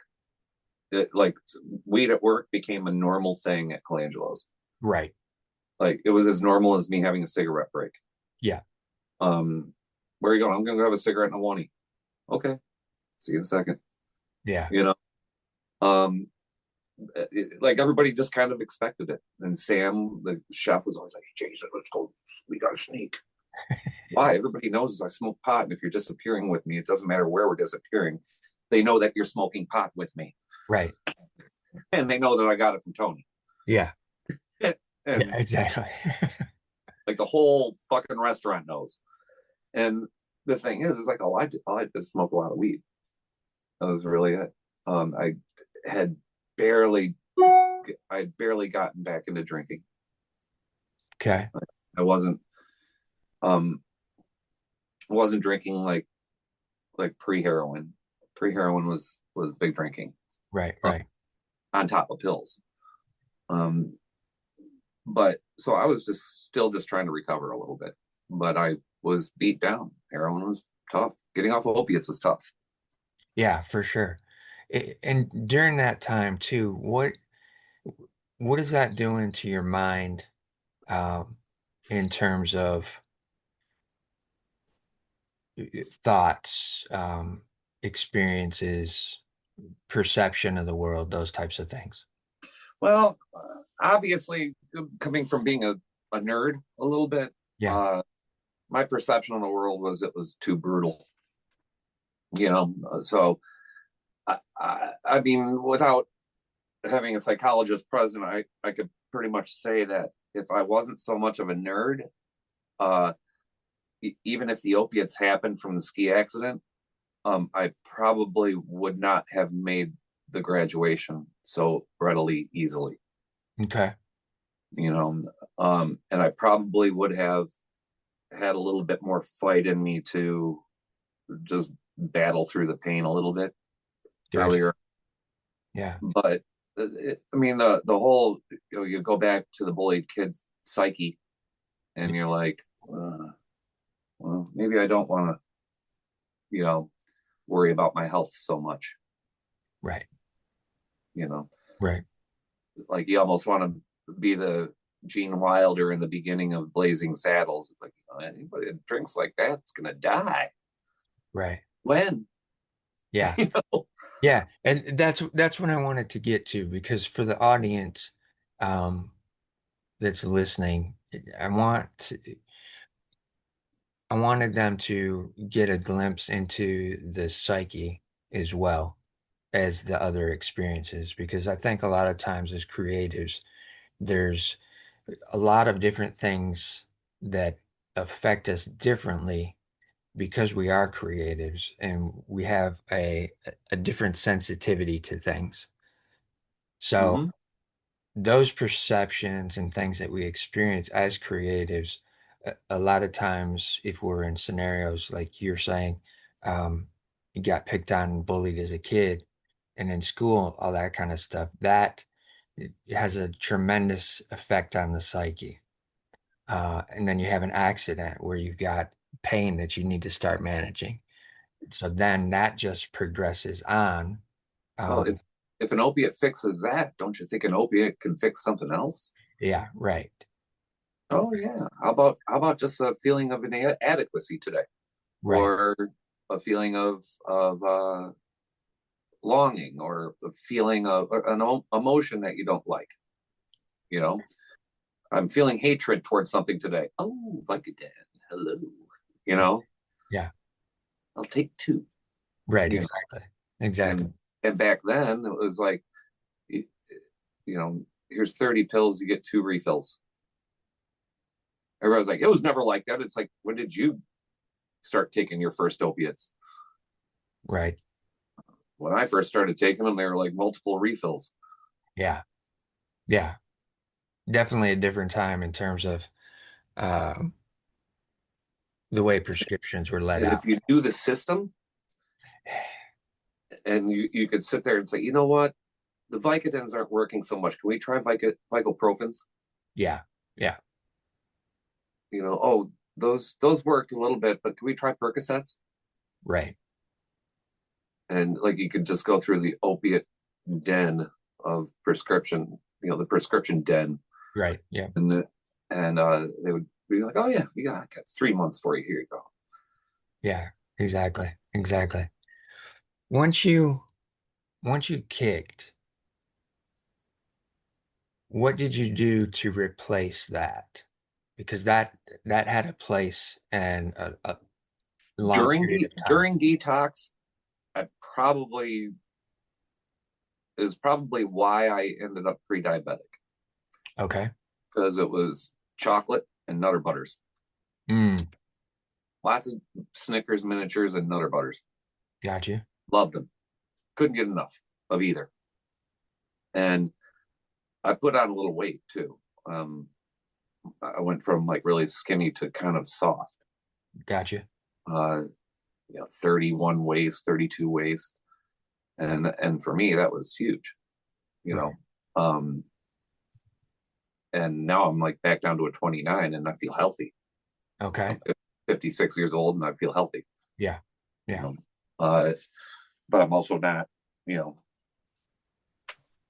I take vitamins and herbs. So if I feel a cold coming on, oregano oil.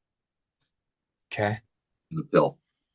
Um, my multivitamin is a food source in and of itself. I work out, I stretch daily, Yeah, and rock and roll's a physical sport. I'll tell you that much. for sure. Even on the cello, it's a physical sport. So Yeah. So after you kicked, you getting through it, you're are you looking to getting back into playing music now that you're not as foggy and as um I little was always more into it, and I was always gigging, but okay, cello took a hit. Cello took the biggest hit. right. But now that I wasn't spending money on drugs, I was able to buy a cello. Gotcha. And I did a couple tours of duty of TGI Fridays, and one was 89 to 94, but the other one was 98 to 2000. Okay. So after Colangelo's was 98. Yep. I ended up back at Fridays, but I ended up back at Fridays as their number one bartender Okay. because the head bartender was part time now. He was no longer the head, and he was part time. Um, Christina Pappas was working a couple different jobs, so she was part time, and then nobody else had the talent. Nobody was trained the old school way, like the Yeah. three of the three of us were. Right. Because to this day, that initial 89 to 94 bar staff that I worked on was the best bar staff I ever worked on. It, yeah, it was incredible. And also too the amount of people. Industry was great, but TGI Fridays from 89 to 94 with Andy Hoke, Mike Wilds. Mike Wilds now owns House of Shamrocks. Okay. Joe, Joe Stone, Don Harris, Maria Napier, Sally O'Malley. Um, man, that staff was just flawless. But in order to be on that staff, you had to be flawless. Yeah. Yeah. So I got to industry and said, man, this place is dirty. Because it was. Yeah. Um, Yeah. but in comparison to Fridays, you could eat off the floor. Andy was head bartender was that OCD Okay. of a head bartender, but so was our general manager. She would white glove test you at any surface. Right. Right.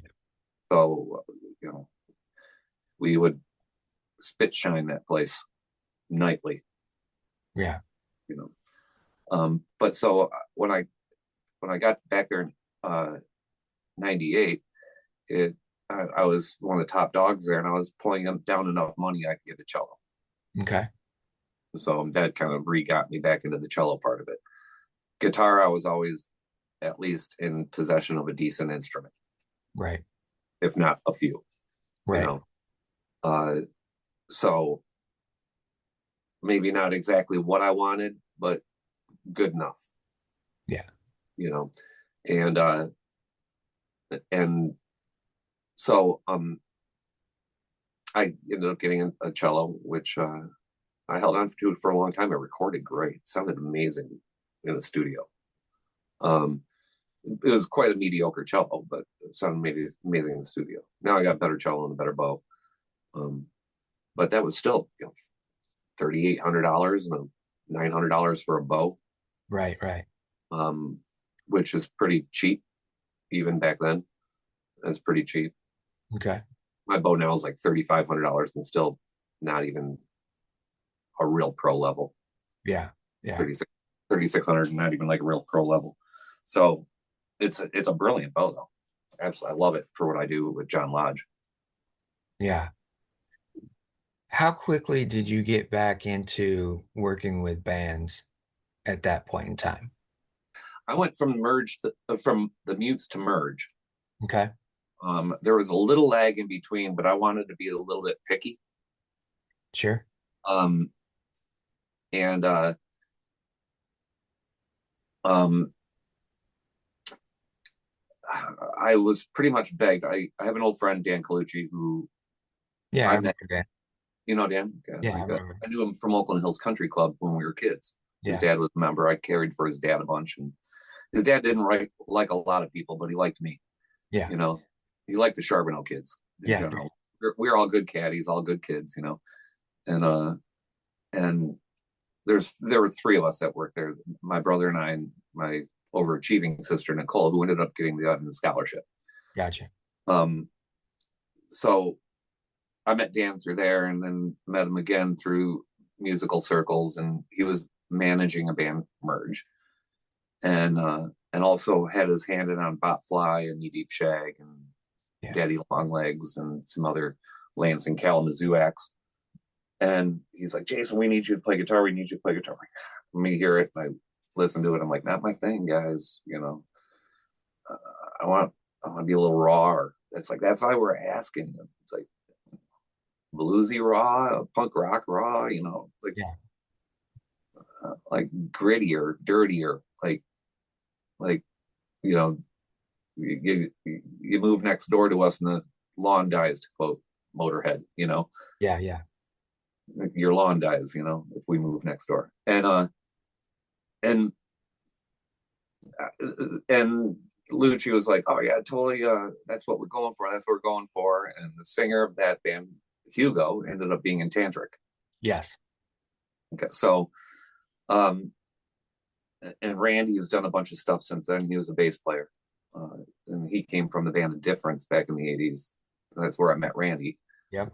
Um, and Randy's always been active in the music scene, very good, but he's an accountant, so he didn't really go too far outside of Detroit.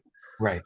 Um, and and so that band was weird. That band should have been called Three Frontmen and not Merge,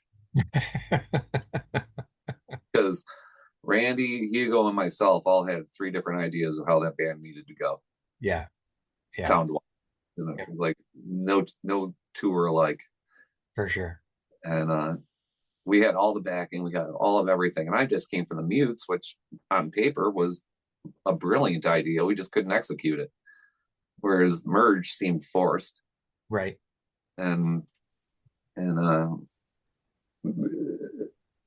and had all the backing and all, and clear heads, and I was no longer using anything harder than weed and Yeah. whiskey, and Randy never used anything and ever. Yeah. you know, Thier just like smoking weed. He wasn't really much of a drinker, Right. and it was and like Hugo was a handful. Yes. That dude was tragically a handful. But yeah, so met a lot of people through that band that I worked with over the years. Griff Yeah. from Botfly is still a good friend, and he was on my solo record. Okay. Because we played with Botfly in that band a lot. Right. But uh, it wasn't really until I was in Ethan's band after that band. I mean, there were some bands I dabbled in also, but we didn't do much. Right. Right. Um, Slaves of Tyranny was one of them. This is after Ethan, though. Um, there were some bands that just there was something that just didn't click. Yeah. You jam for a while and you write, and then Medicine Letter was really good, but just kind of dissipated to nothing. You know, it was fun. It wasn't going to do anything. It was proggy. It was artsy. Yeah. Yeah. Resurrection Story is proggy, but it's kind of harder. So I don't know how I end up in all these proggy bands, but I do. John Lodge is a prog rocker. Yeah. Um, especially considering I like playing dirtier stuff like rootsy blues music and Right. Right. that kind of stuff. Country and Americana and whatnot. And so then after Merge, and I was starting to work up Fridays, whatever. Then that's when Ethan came along and was like, "Hey, Jason, I'm thinking of putting out a solo record. I've been backing up everybody else's bands all these years, and who should I record with?" And I'm like, oh, "Call Al Sutton at Rust Belt." Yep. So he ended up calling Al Sutton, and he knew Al Sutton years before, but didn't think about it. Okay. And I always refer people to Al. Al's been a friend of mine since '86. Right. Right. So he calls me a few weeks later. He goes, "Yeah, So I booked some time with Al. I'm like, awesome, man, that's great. That's great. He's like, well, you want to come play guitar or cello or some stuff on the record? I'm like, sure. So we put out 7 records Yeah. or 6 records and toured for 7 years.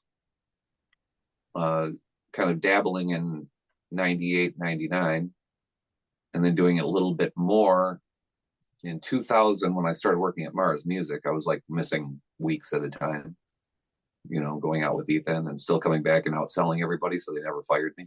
Right. Yeah. When you're making money, it's hard to just let you go. How are you doing this? You were only here a week and a half and he's still outsold everybody. I'm like, well, because I'm at work. I may as well work. Yeah. There's a customer over there that needs something. Can you hold that thought? Right. You know? Right. Um, and I'm not selling them what I think they need. I'm selling them what they want. Yeah. Oh, you want a Strat? Well, I play Les Pauls. That's not how you sell the guitars. Exactly. Sell them the fucking Strat. Yeah. And yeah, so I had very little returns. That's really kind of where I won is I didn't have returns. Okay. Um, or very, very few returns. Right. And I had more return customers. So I sold a lot of shit. But then Ethan kind of pulled me out on the road, and that was my full-time job for 5 years. And when you guys were doing that, did you just tour domestically or did you do international as well? We did it England, Ireland, Scotland. Okay. We were supposed to play in Holland, but we had a booking agent that kind of talked more than he delivered. Uh, Classic. And, and so we made it all the way over there and got high in Amsterdam waiting for word, And and okay. never came. So we were there for 3 days, and we go, you know, we can smoke weed in London Right. because Amsterdam seems so small. Yeah. And we knew our place in England at that point in time Okay. when we did that. But we spent a lot of time in '04 and '05 in England. Gotcha. Gotcha. And as far as playing domestically, we played in every state. I played with Ethan in every state but Alaska, Hawaii, Maine, and North Dakota. Oh, wow. Okay. So, and those are still the only states I have not been to. So Right. I played in all the other states with Ethan. Right. Right. Delaware, South Dakota. We played Sturgis, South Dakota. Yeah. We, Wyoming, Yeah. little dive coffee place in Wyoming. Also in Burlington, not Burlington, Washington, Bellingham, Washington, which is like the last city before Canada, Right. which is at Hippie Town, dirty old coffee shop. We played there that was packed. And if you walked outside the coffee shop, you're like, where did these people come from? Everything's deserted, you Right. know? Right. Exactly. I know Hugo went on to do Tantric, had some pretty good hits there. And then Dan was managing that as well. He ended up reaching out to me and I designed some outfits for Hugo for I want to say it was the first album that came out. But out of that group of Merge, was there anybody else that went on to doing some national touring and international touring other than you and Hugo? Not really. Not on a scale like Hugo and I did. Yeah, right. Um,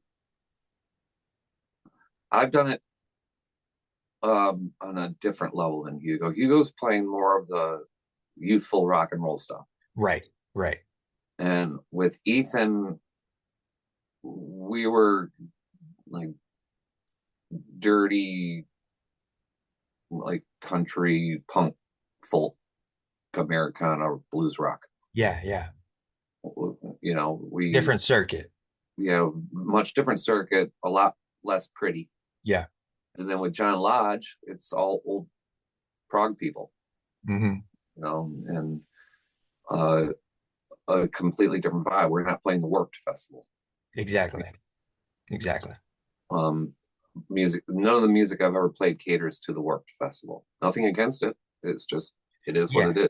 Yeah, it's just a different lane. Yeah. Well, not discounting it.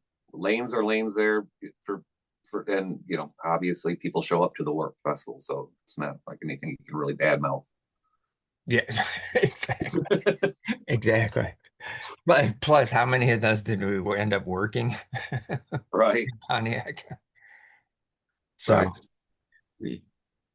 once you're once you've done like the sixth, seventh album with Ethan, um, are you seeing that things are starting to shift at that point in time in terms of um, what you may be wanting to do versus what Nope. he's I wanting to loved do? what I was doing with Ethan. I actually was disappointed that it fell apart.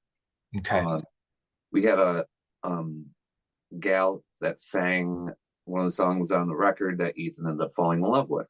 Um, you know, story like a nice little country love story right there. Right, right. And they're married now, but it kind of changed the whole dynamic of everything. And also, the label didn't pay it off. Like, it didn't pan out in pay the way uh, that we thought it was going to. Hmm. So um, Bill Davidson said, "I'll reimburse you the money, um, but you can't reinvest it in the label." Mm. A lot of money, Wow.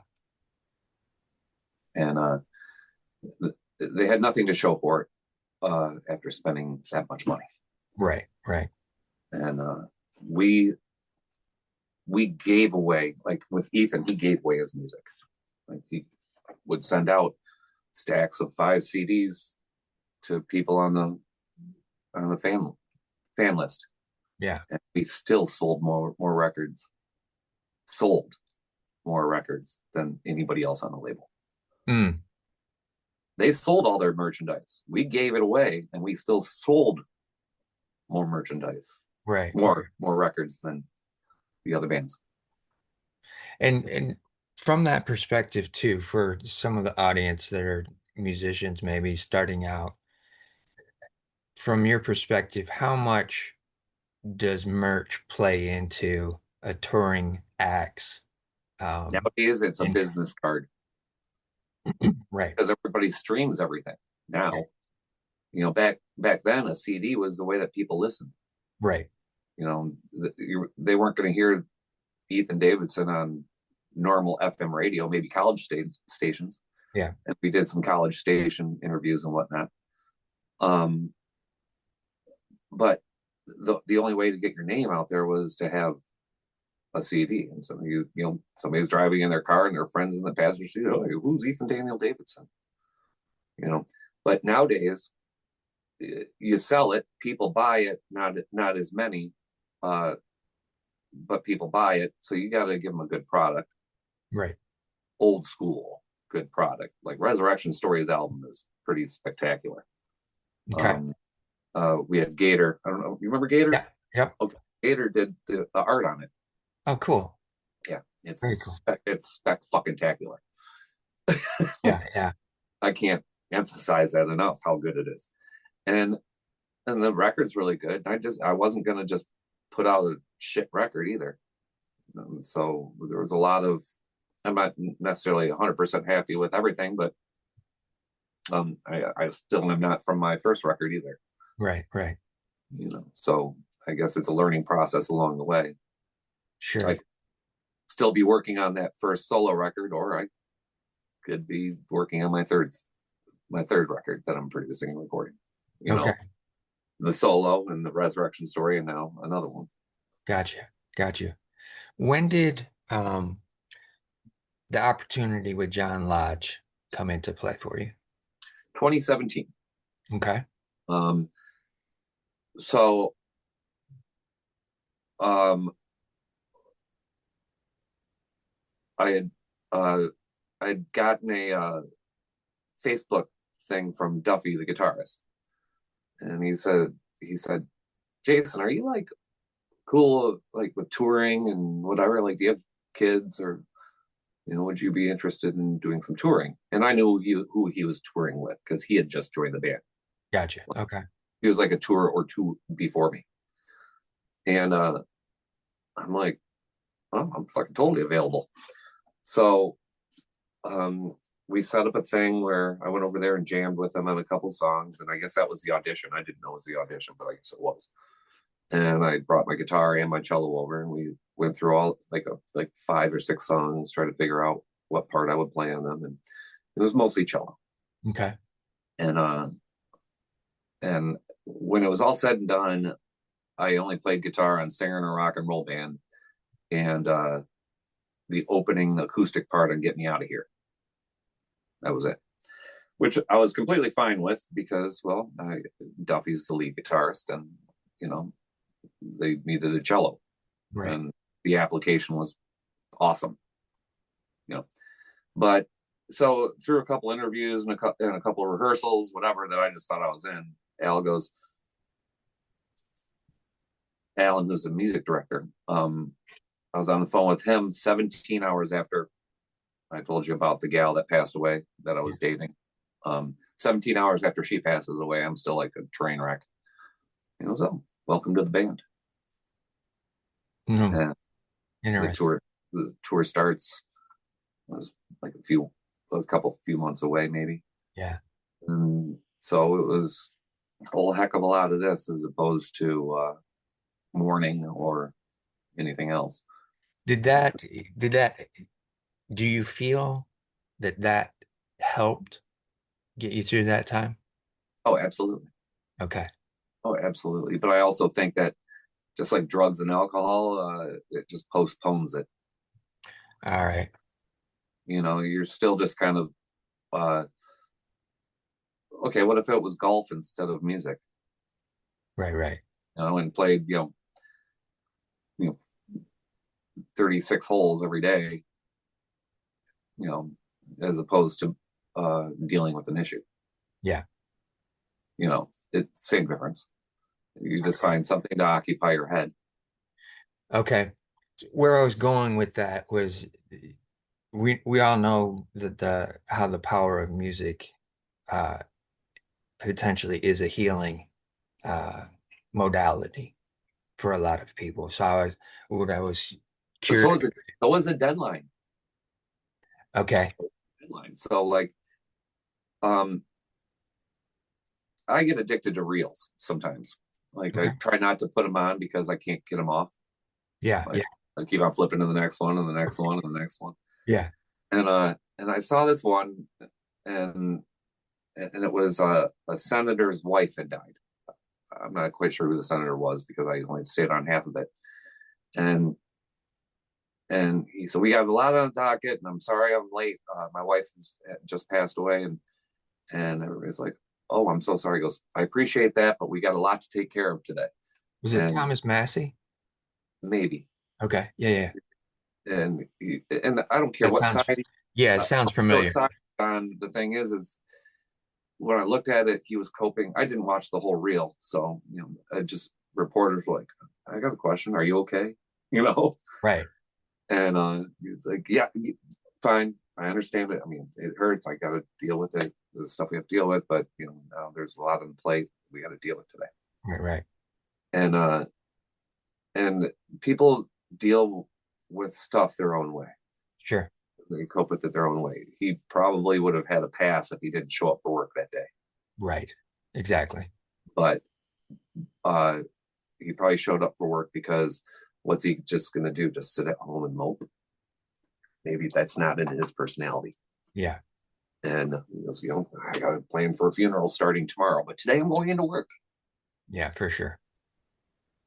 So you never know how people deal with certain things, and I think that it really helped fill the time, Okay. and and it and uh it did uh create kind of um a I realized that my computer was the light on my face. um um so it did create a lot of uh, postponement, but not in a bad way. Okay. Okay. I mean, I don't think that if I sat at home doing nothing with nothing in my future, Right, right. would I have coped with it as well? Got you. Okay. Because then I would have felt like I didn't have the future. Right. But no, I'm going to go out with John Lodge. And she was still alive when there was talk about me getting the job. So I assumed I already had the job, but it wasn't until 17 hours afterwards that it was confirmed that I had the job. Mm. Okay. Wow. Fast forward to 2020, the world shuts down, essentially. And so did the gig. So did the gig. Yeah. How did how did that time? Can we pause right here for a second? I'm going to hit the head real quick. Absolutely. Right on. So yeah, 2020, the world shuts down, touring stops. What does that do to your mindset? I think I was different than everybody else on this one. Okay. I got to press reset, Cool. and when I say that, this is what I mean. Um, there's a lot of time that that I wasn't going to bars, Right. like where I would go out on my nights off. Sometimes go out when I was done work if I got off early. I would still go to the bar afterwards or whatever. Um, but my I was just always out. I was never home. Um, and I was finally living with no roommates, Hmm. and I could do anything at any time of the day that I wanted. Right. So I could sleep till whenever, I could stay up till whenever. Yeah. So I started practicing a lot. I mean, the first 3 weeks, I was like everybody else, Zoom phone calls with lots of alcohol, you know. Yeah. And after about 3 weeks, it was like, okay, this 2 week party is going to last longer than 2 weeks, you know, Right. Right. and my liver won't last indefinitely. Yeah. The party's over, time out. So I hit the practice room, and I also started working a lot of the originals that I was working on, Okay. um, and redoing some of the things I didn't like that I recorded in 2000 as a demo at Rust Belt. Okay. And at the time, I was also playing with a band, Jackie Stahl and the White Russians, and um, we were kind of recording stuff over at Matt's house, the drummer and singer, or keyboardist and singer, or whatever, slash keyboardist and singer. And and it was his stuff and his writings and whatever. And uh, because Rona was so incredibly political, he and the bass player were on different sides of the page politically, and things kind of really went awry, um, and got cantankerous and politically, people were just fucked up over this Corona thing, the Yeah. COVID, and you can have a different viewpoint, but it got really violent, and that's what I didn't like. Right. Or verbally violent is just as bad, and um, so that band disbanded, but not before I had a tune, "Troubled," which is the title track off the record, Hmm. that I had written this a couple days earlier, and I was working on one of Matt's originals with him. I go, "Why don't you try this?" And he goes, "Well, why don't you write your own?" I go, "That's really funny you say that. I have been writing." And this is during the pandemic, so we were Yes. still meeting up for rehearsals in person without masks Okay. and sharing doobies. And so um I played him the demo for Troubled. And he said, "Okay, let's work this." And so we tried running it, and he couldn't really follow it, and um, he couldn't play to a click, and then he wouldn't let me play with it at home, and so I just went out and got the same mixer he was using because I knew how to use what he was using, Yeah. the same interface mixer, Yeah. and Logic Pro, which is what he was using as opposed to Pro Tools. And so I'm like, okay, so I know how to use this stuff a little bit, so let me do whatever. Right. And so I started demoing out my stuff and playing around with it and whatever. And then when things started lightening up a little bit, I was talking to Todd Glass, the drummer, um, and I told him about the stuff I was demoing. He's like, "Oh, dude, let's let me let me play on it." Uh-huh. I'm like, "Really? How much would you charge me?" He goes, "No, let's just put out a great record." I'm like, "Seriously?" Well, okay. So he came over, and in 2 sessions we recorded 12 songs, or Wow. 11 songs. The 12th was acoustic. We recorded 11 songs. Two of them he insisted on recording. They wouldn't have ended up on the record. One of the ones he recorded uh, really wasn't much, but it was a cool vibe, and he wanted to play it. Didn't have lyrics either. Okay. So I sent that product up to Paul Lamb up on Beaver Island, and he wrote the lyrics and sent it back to me and Nice. sang it. Let's go take midnight for a ride. Nice. And we put out a well, I mean, I still look back at it and go, it's a great record and I was a first time producer, first time engineer, first time, front man, Yeah. so the first time being the main songwriter. And I was a bass player on it too. So Okay. did everything but the drums and harmonica. Nice. Drums were Todd, and harmonica was the 3 tracks with harmonica on it was Griff from Botfly. Okay. And He plays with a verve pipe now, but all right. And you released that in 21. yeah. Okay. And during that time period, John Lodge was recording stuff too. So Alan started sending me tracks to record cello stuff with. And uh, so we started re recording Days of Future Past uh, dur- during the tail end of the pandemic so I was flying tracks to Alan. Okay. And so John released Days of Future Past, My Sojourn, um, which is our version of the classic 1965 record, or 60, whatever it was, 67. Right. Um, but it's our version of it. And then uh,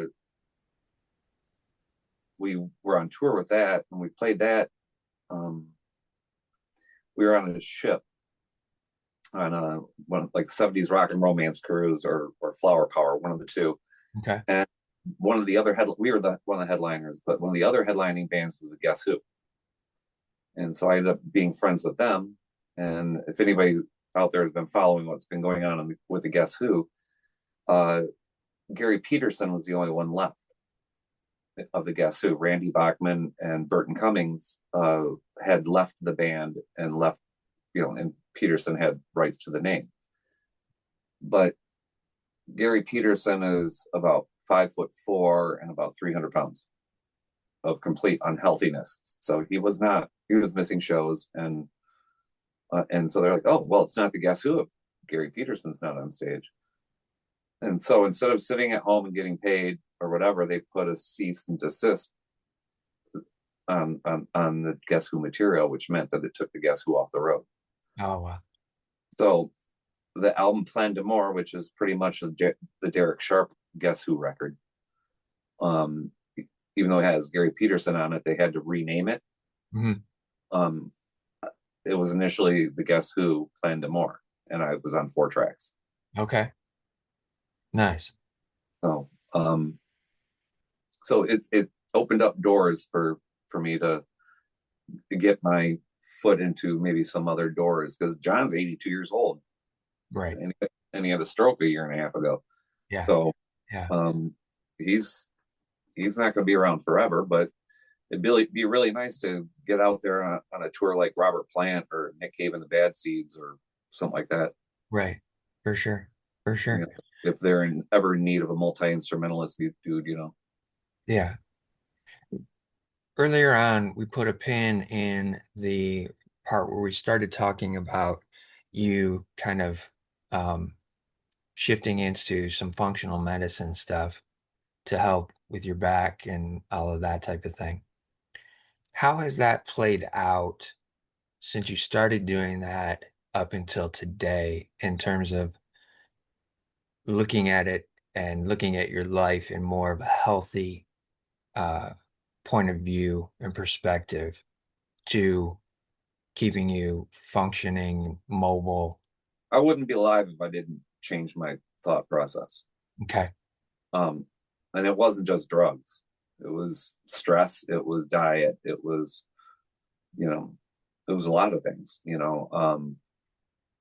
If I wasn't in good shape, if I wasn't doing yoga and planks and jumping jacks and whatever, um, when Lena died, I probably would have ended up having a broken heart some way, shape, Yeah. or form. Yeah. You know what I'm saying? Like Yeah. people die of broken hearts all the time. Most definitely. And so uh, just being in shape. Now I look at my dad. My dad had a stroke about 13 and a half years ago. Okay. He's still alive, non-functioning, but still alive. And when I say non-functioning, I'm like non-functioning, no Okay. speaking, Gotcha. Okay. just kind of staring off in the distance. Sleeps most of the time, paralyzed. Um, and bless my mom for taking care of him and whatever. But that's a long fucking time, and the reason why he was in great shape. Mm, okay. But he had hip surgery and he was pre-diabetic, and with the hip surgery, it was a little bit more than his body could take, and he stroked out. Gotcha. So he has not even rehabbed his hip that he had surgically redone Right, right. because he stroked out prior to rehab. Yeah. So yeah, so he's sticking around a long time because of being in good shape. So yeah, I think that if I was in shitty shape and doing whatever, I probably wouldn't be around or not with a decent quality of life, you know. For sure. Sure. But it took a lot for me to uh, change the back thing, but it also took a lot of awareness because the injury was more extensive than I thought. Um, Along the way, I was on the road with Ethan. Our home base was Aspen, Colorado. Okay. I went over a cliff in Aspen and in a Looney Tunes kind of a way, grabbed onto a branch while I was falling, Holy and cow. twisted my back. And though I felt it in my lower back, um, it was re-injuring the initial thing, the Yeah. initial injury that happened when I was 14. Right. Um, so it just felt like it needed to be adjusted, but but I'd never been in this much pain ever. Like this was as bad a pain period. On a scale of 1 to 10, it was a 12 and a half. I was sweating. I was in so much pain. This was as painful as detox. Okay. I've only been in that much pain one other time before, and it was detox. Right. And so because I was on the road with Ethan, so I was pretty fresh, just a few years out of junk. And I ended up going to a guy, acupuncture guy in San Francisco. Okay. So I was in pain for days because we had to go west. And I played a show in Sacramento prior to going to San Francisco. So that was a painful show. And so I go to this guy, he's like 275 years old. Um, um, Representative of that dude in Kill Bill with the long beard. Okay. Right. And he was like Yeah. uh, his twin brother without the ponytail. Yeah. And you know, he got my back drunk. He's like, I'm like, whatever that is you put on my back really feels good. He goes, Earl. I'm like, who the hell's Earl? Is your back drunk? So it was oil. Okay. Oil. Um, but he did acupressure.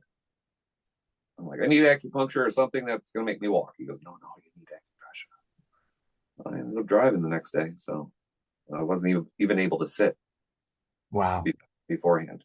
I had to gently lay myself down, and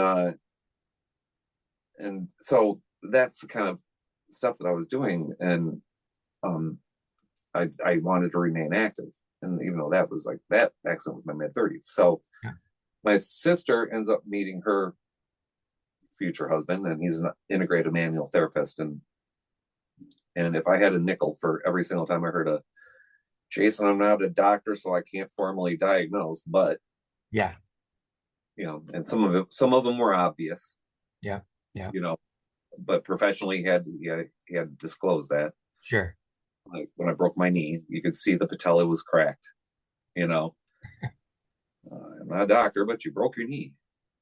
Yeah, I can see that too. That was a little bit more obvious. Right. But when he told me what was initially wrong with my back, he's like, "What happened to you when you were 14?" I'm like, "The ski accident." He goes, "Yeah, you're lucky to be alive." Oh, wow. It was, I go, "What do you mean?" He goes, "You have a severed T9 vertebral artery and T9 nerve. They're fused together." Holy cow. Now, this isn't the first time somebody asked me what happened when I was 14. So did the old man out in San Francisco, Okay. and so did another energy worker that worked on me before. Gotcha. So three people have now asked me what I did when I was 14. Mm, One said, um, "This is what happened." right. Now, when you went over the cliff in Aspen, you re-injured that, Right.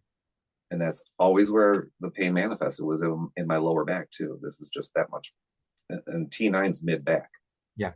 Yeah. so I should be from here down be paralyzed. Right.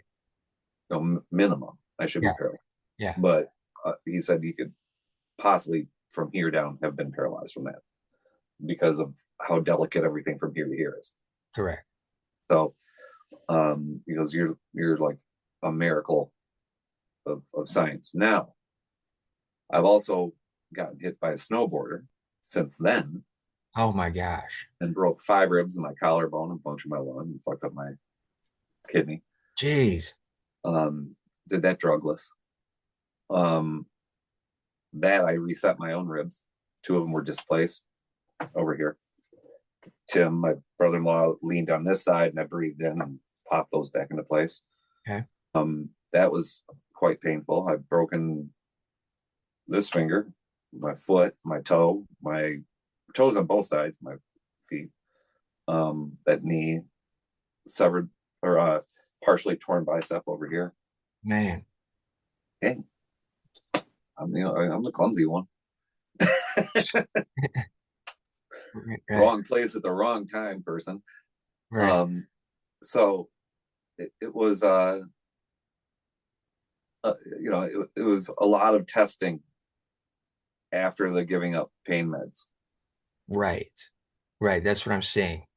That's what I'm saying. I'm saying the scenario of you injuring your back at 14 and you're just getting script after script after script and For nobody, that injury alone, right. there were And no other injuries until I stopped taking opiates. yeah. Yeah. But what's interesting was the amount of what you just said was the amount of damage that was done at that point. And their response to it is prescription, prescription, prescription. Fast So I don't go to forward, doctors unless I have to. right. Fast forward, you're starting to work with functional medicine, alternative healing modalities, and they're all referencing back to this point in time, right? They all want to know what that origin was of that injury. Yep. And it, one of the things that I want to highlight here for the audience is the fact that you went through all that pain, that addiction, and everything, and then you kicked it on your own. And then thereafter, you still did not go back to it. So that takes a huge amount of resilience and determination, number one. to do that, and I want to highlight that. One of the things that is a great motivator is when your dealer says, "Yeah, I didn't see this in your personality."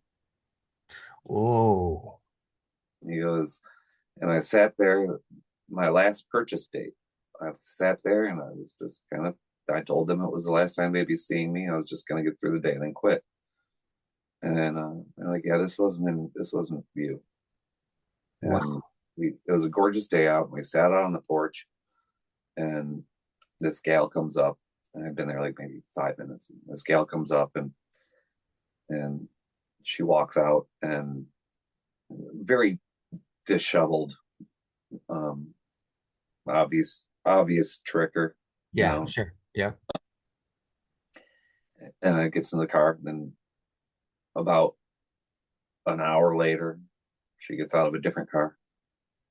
About an hour and a half later, I was there for a while, Yeah, and I was courteous enough to never go to the bathroom to do anything. You know, they knew what I used, and they knew what I didn't use. sure. I made sure that I had some in me, so when I got up, got my stuff for the rest of the day, that you know, and the dealer told me his cocaine story, and Okay. his cocaine story is like, oh, it was the like the commercial where the guy goes, I work hard so I can make more money, so I can do more cocaine, so I can work harder, so I can make more money, so I can do more cocaine, so I can work harder, so I can. Right. He goes, that was me. The cycle. He goes, I had 3 jobs and I was working myself into a frenzy, and it went on for about a year and a half until I finally ended up in a bathtub crying for 2.5 weeks. And I go, wow. So I got that to look forward to. He goes, well, I don't know what junk will do to you, but that was cocaine. You go from an up to an extreme down. Yeah. So I don't know if you're going to end up crying like I did, but I cried like a baby. It was my dealer telling me this. Okay. Yeah.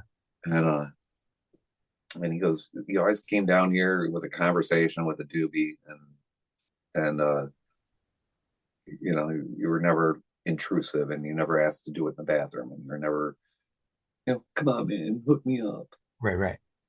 and that's why you always got an extra pack most of the time. I give him, $40. They give me 5 packs, Hmm. and or sometimes 7 packs for $50 or something. Right. Right. And then it got to the point where they'd have me cut it with them, and then they'd give me a couple packs just for cutting it with them. Gotcha. And so I wasn't part of the problem. I was part of the solution, even as one of their customers.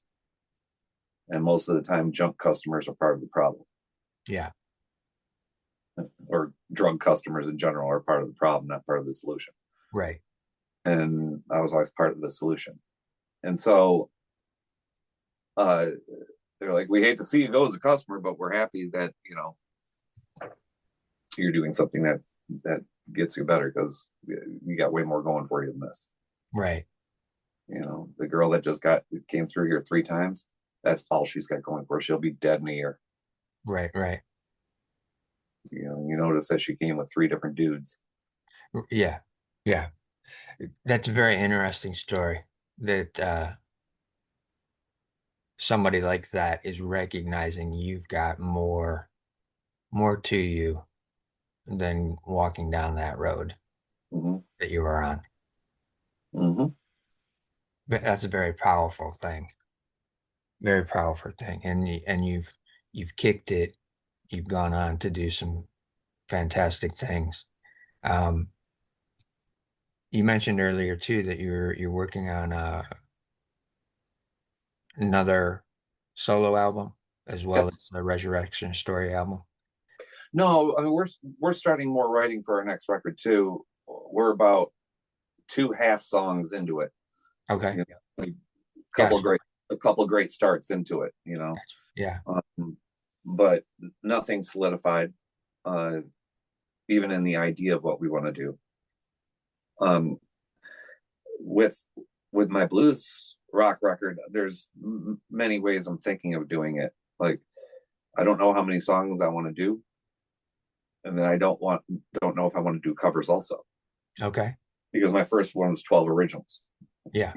But I done a a good remake of Into My Arms by Nick Cave. Going to California by Zeppelin. I did a kind of a plugged in blues version of it. All right. Um, and a song for you, kind of that one's maybe not as worked yet. I kind of want to do more of like an Otis Redding vibe to a Graham Parsons tune. Gotcha. Um, it, it's kind of a country tune that Graham Parsons does with Emmylou Harris. It might be done by other people. I don't know. But I'd like it to get a little funkier, maybe a little like a bigger pocket than a country pocket, Sure. like a funk kind of pocket type thing. And then there's always one I haven't done yet, but would be a cool band thing to do would be Sirius by Luther Allison. Okay. So there's ideas that I want to try to accomplish, but I'm still thinking stuff out. As far as the originals go, I think I have a hit with It's Over Again for the Last Time Again. It's kind of like A Thrill Is Gone. Sure. And Bourbon in My Coffee is kind of a very tongue-in-cheek blues tune. It's a blues progression, but the riff itself, I was like, sounds like I stole that riff from somebody. Okay. Yeah, yeah. But it's second. It's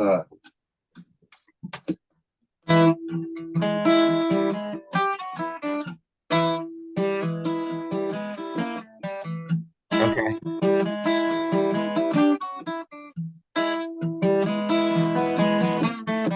so Yeah. I'm like trying to figure out what it is. Right, right. I'm with you. The only way you're gonna get this is if I play it. Play Pandemonium by Killing Joke.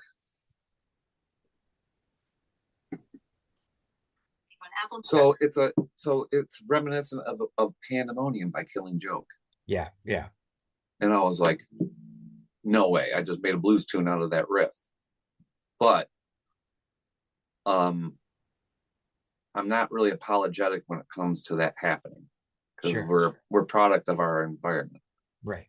And one of Resurrection Stories tunes,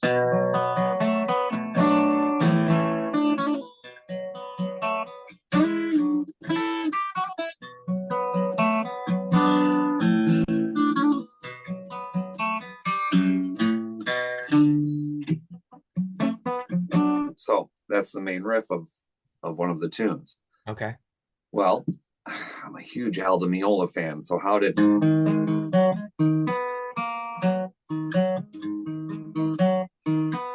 there's a bass line, the bass Yeah, line, yeah. the keyboard line, Yeah. whereas I made it a guitar line. Then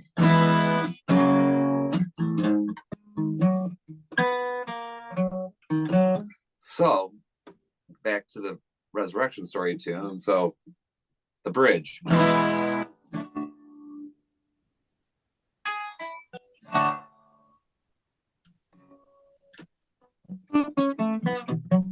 So that little riff there, I'll tell you, I pretty much was trying to steal the mood of it. Yeah, makes sense. This one. Yeah. Just that right there. All I Yep. did was invert the chord. Right. I was like, oh, that totally reminds me of the soundtrack. Okay, so the very first review of that record completely missed the Al Di Meola Complete Thievery that I did, but completely got the accidental Dune reference, Okay. because this is an accidental Dune reference that David Lynch did. Okay. So the one with Kyle MacLachlan and all that. So it was like I wanted that mood, and I got it without even trying. It was accidental. Right. However, it was completely just a variation on this. moved from bass to guitar. Yeah. Yeah. Right So on. it so I wasn't too concerned about making a blues tune out of a Killing Joke riff. Got you. Got But you. that song is called Bourbon in My Coffee. Okay. Kind of like Suicide Solution by Ozzy Osbourne was speaking out about drinking yourself to death in the way that Bon Scott did. Got you. Because that's what Bon Scott did, is he drank himself to death. And Ozzy Osbourne was like, oh, I'm on the same path. So Right. he wrote Suicide Solution about how drinking like that is suicide. Yeah. Yeah. And it's not the solution. Right. Where his song was serious, Yep. my song is more tongue in cheek. Yeah. So my song is um uh I put bourbon in my coffee uh instead of milk or cream, and then you repeat it because it's a call response blues. Hmm. It's like, so I forget my bad dreams, or start my day out right, so I can win all my fights. Right. Yeah. Not so I'm nice and I don't start fights. It's so I can win all my fights. And so everything is like contradictory to what it actually would do. If you put bourbon in your coffee, you're going to be fighting and losing. Right. Right. Yeah. Exactly. And then I put bourbon in my coffee instead of something like cocaine, because cocaine seems to rot my brain. Yeah. Well, what do you think the bourbon's doing? For sure. So everything's completely contradicts itself in kind of more of the way that the Damned wrote punk lyrics, which are kind of tongue in cheekish. Yeah. Yeah. I'm a big Damned fan, so even the blues stuff comes a little from the Damned as far as lyrically approached. Okay. Okay. Not Yeah. everything has to be serious and doom. For sure. For sure. You always got to sprinkle some shining light in there. Yeah. Then there's one that's called I'm not quite sure what I'm calling it yet. But times they are changing in my life, but I don't mean to be unkind. I don't want to be at the end of your whip no more, so I got to get you out of my mind. Okay. Now the thing is it doesn't matter if it's a girl or a guy or a job or a whatever. It's pretty much about like clearing your mind of the things that are your nemesis, Yes. Yes. Interesting. and the fact that if I'm gonna sit there and take the whip, it's kind of on me at this point in time. Right. Right. So the only Love way that for concept. Love the concept. Love it. Love it. One of the other things I wanted to ask you as we're coming to a close here potentially oh yeah, is I over got a gig tonight with Resurrection Story at Token. right on. Yeah. Cool. Over the course of the years, we've, you and I both have seen many, many talented musicians completely stop what they're doing and never go on to do any more with their music. At certain points, they just stop, like almost like cold turkey, Mhm. quit doing it. And that talent just falls to the wayside. What is one of the things in you that has kept you going, even through times of struggle and addiction? Multiple things, and I don't mean to be funny with this, but stupidity is one of them. Okay, And I mean that in the most serious kind of a way. sure. Some of us are so blinded by what music gives us that we're too dumb to see the forest through the trees. You know what I'm saying? Yeah, Um, we enjoy the half hour that we're on stage, or hour, or 2 hours, or 3 hours, depending. We enjoy it. So therefore, we don't remember that we just spent $5,000 on the guitar, right. or we don't remember that we just drove a half hour to play the gig, Yeah, yeah, or we had to drive like a half hour through like four difficult cop territories, yeah, to go play the gig, and or we had to get on a plane and deal with a bunch of bullshit, and we had to. You are too dumb, so you forget about that stuff because the only thing that you really remember is the time you're on stage. Okay. And back to the beginning part about the energy exchange. Yeah. Yeah. The energy exchange is the fuel. It's a very positive energy exchange if I adore you and you adore me. Sure. So you're the bigger the gig, the more energy. I don't get spent because I'm getting fed way more. For sure. It's not one for one. It's 2,500 Thousands. Yeah. feeding, Yeah. Yeah. and I can still feed. I'm Yeah. never going to run out because I got 2,500 sources coming at me. Right. Right. You know, minus the 18 people that are at the bar having pee. You Yeah. know, and and so um, it, that's the motivating factor. It's like just kind of being dumb enough to ignore the bullshit of it. Because some of these people, like, God, it's great. Josh found a career after music, but he's also a very talented singer. Right. You know, um, why is it that Josh didn't make it big, but Hugo did? Right. You know, Right. because Josh was a 10 times better singer. Gotcha. Josh was as good of a rock and roll singer as Detroit's put out that I think so, other than Nick Lacassian. Okay. He was an amazing singer. Yeah. Um, like rock singers, you know what I'm talking about. Yes. Yes. Like singers, not just people who can front as a front man, but Exactly. but People that have the voice. the Yep. pipes. Yep.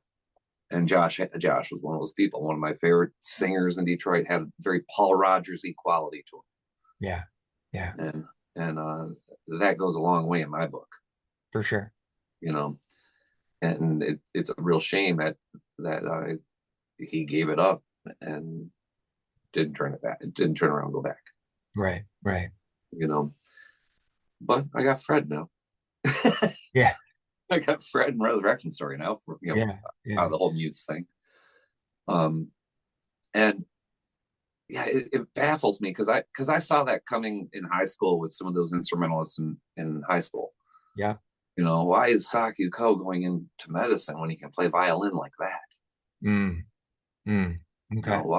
Why is um Lance Larson, who's second string bass, going into music, but Chuck Becker, who's first string bass, isn't? Right. Like, you just saw this stuff all the time. For sure. And That's where I was going with it. yeah, it started before the bands that I was in or whatever. But it seems like people who are able to fund it stay in it Okay. also. And I see that in the blues community, a lot of weekend warriors kind of being weekend warriors. Yeah. And then uh they couldn't stay in it in their teen years because they had to raise a family or whatever. And so they went and did their day gig and played at night, and they sound like the white boy weekend warrior shuffle. Yeah. Yeah. But nonetheless, you kind of also go, okay, so is it because you had a job or because you weren't good Right. enough? And some people, now let's say, what was Josh lacking? He had the voice. He could write some songs. What was he lacking? Was he trying too hard to sound like somebody else? Mm. Was he? I thought, like, there was a whole thing in the '90s, like if it was on the charts, somebody was going after it. Right. Right. Yeah. Um, and I think that the Mutes were no different. They wanted to go after the band live. What Okay. they Yeah. Yep. Hugo wanted to go after Solid Frog. Yeah. And I'm just like, can you guys like choose somebody cool? You Yeah. know, I mean, I'm not saying like either of those bands were bad. I'm just saying, how about the Stones or Zeppelin or the Who or the Kinks, or Sure. at least aim high, Right. Right. or Pearl Jam for that matter, or Yeah. something, aim high. Yeah. Don't don't aim midway. Yeah. Wow, I want to play the State Theater when I grow up. Well, I already played the State Theater. I already played Carnegie Hall. Right. Right. I just want to do it right. So it's like, what is the? It's everything's a two-way street. Did Sakyuko not go into music? He went into medicine uh because he sucked at the violin or he was lacking something in the violin. Maybe he lacked desire. Right. Right. Maybe his parents forced him to play the violin and he just happened to be good at it. Yeah. You know, so there's always something lacking. Did you not want to do that work? Did you not want to tighten your belt?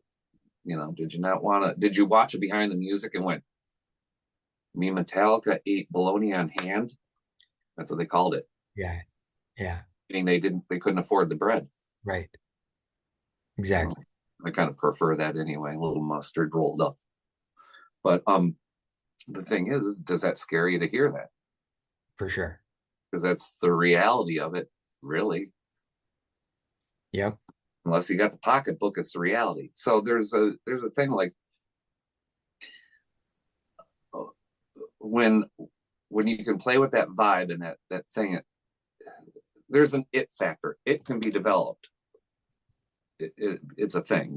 Some Mhm. people have more it than others. Yep. Lane Staley didn't have the best voice in the world, but he had it galore. Yeah. Now Chris Cornell had both it and the voice. Yep. You know, but then there are some people that don't have so much it. You know, they might be talented, but they don't have it. And you kind of go, okay, well, that's why you haven't sold 10 million records. Hmm. Some have collective it, like a Van Halen had collective it, but they also had a couple individual its in that band too. Sure. People with it. John Lodge has it galore. He doesn't even have to move in front of the microphone. He just oozes it. He Yeah. has it. Yeah. And so sometimes that it factor just isn't there. And sometimes it's a will, and sometimes it's they just don't get it Yeah. because it can be developed, but allowing is a big thing. Does that For make sense? sure. Yep. Absolutely. Um, Absolutely. um, when you reach a certain level, technically, you're great. That's awesome. But when you reach a certain level that you are allowing everything around you to come into whatever you're playing musically, Hmm. it, that's the it, and draw the crowd in. That's the it. Yeah. And, and now that I'm singing, I'm working on that, Okay. and realizing that, man, even as a cellist or a side man, I still needed to bring more it to the table. Sure. That the more it I have, the better these guys look. Yeah. Yeah. Exactly. And instead of going, oh, this is Ethan's show, because when I went, this is John's show, Hmm. you know, Alan was like, hey, Jason, come on over here. You're not bored, are you? I'm like, oh, absolutely not. Some of this material is kind of hard. He goes, oh, okay, because you're kind of looking like you're half there or whatever. I'm like, oh, I just didn't want to upstage John or whatever. He goes, you'll never upstage John. He was like, bring it all. Okay. Now I bring it all, and John's thrilled about it, and it Right. elevates the whole entire stage when I bring it all. Yeah. Yeah. Yeah. Not just me. It elevates John, and John's pointing over at me, and you know, my legs bouncing like this, sort of way. He's Right. all to it, and he points at his knee and bounces it, and the audience gets off on it. And it Yeah. brings a different energy and a different thing, and some people don't have that or are unwilling to do that. I think that's the key thing, the unwillingness to do that. And I think this is a good place for us to wrap up. And one of the things that I always like to leave the audience with is a just a parting statement, and that is listen to your heart and be kind to your mind. Big one right there. Be kind to your mind. Yeah.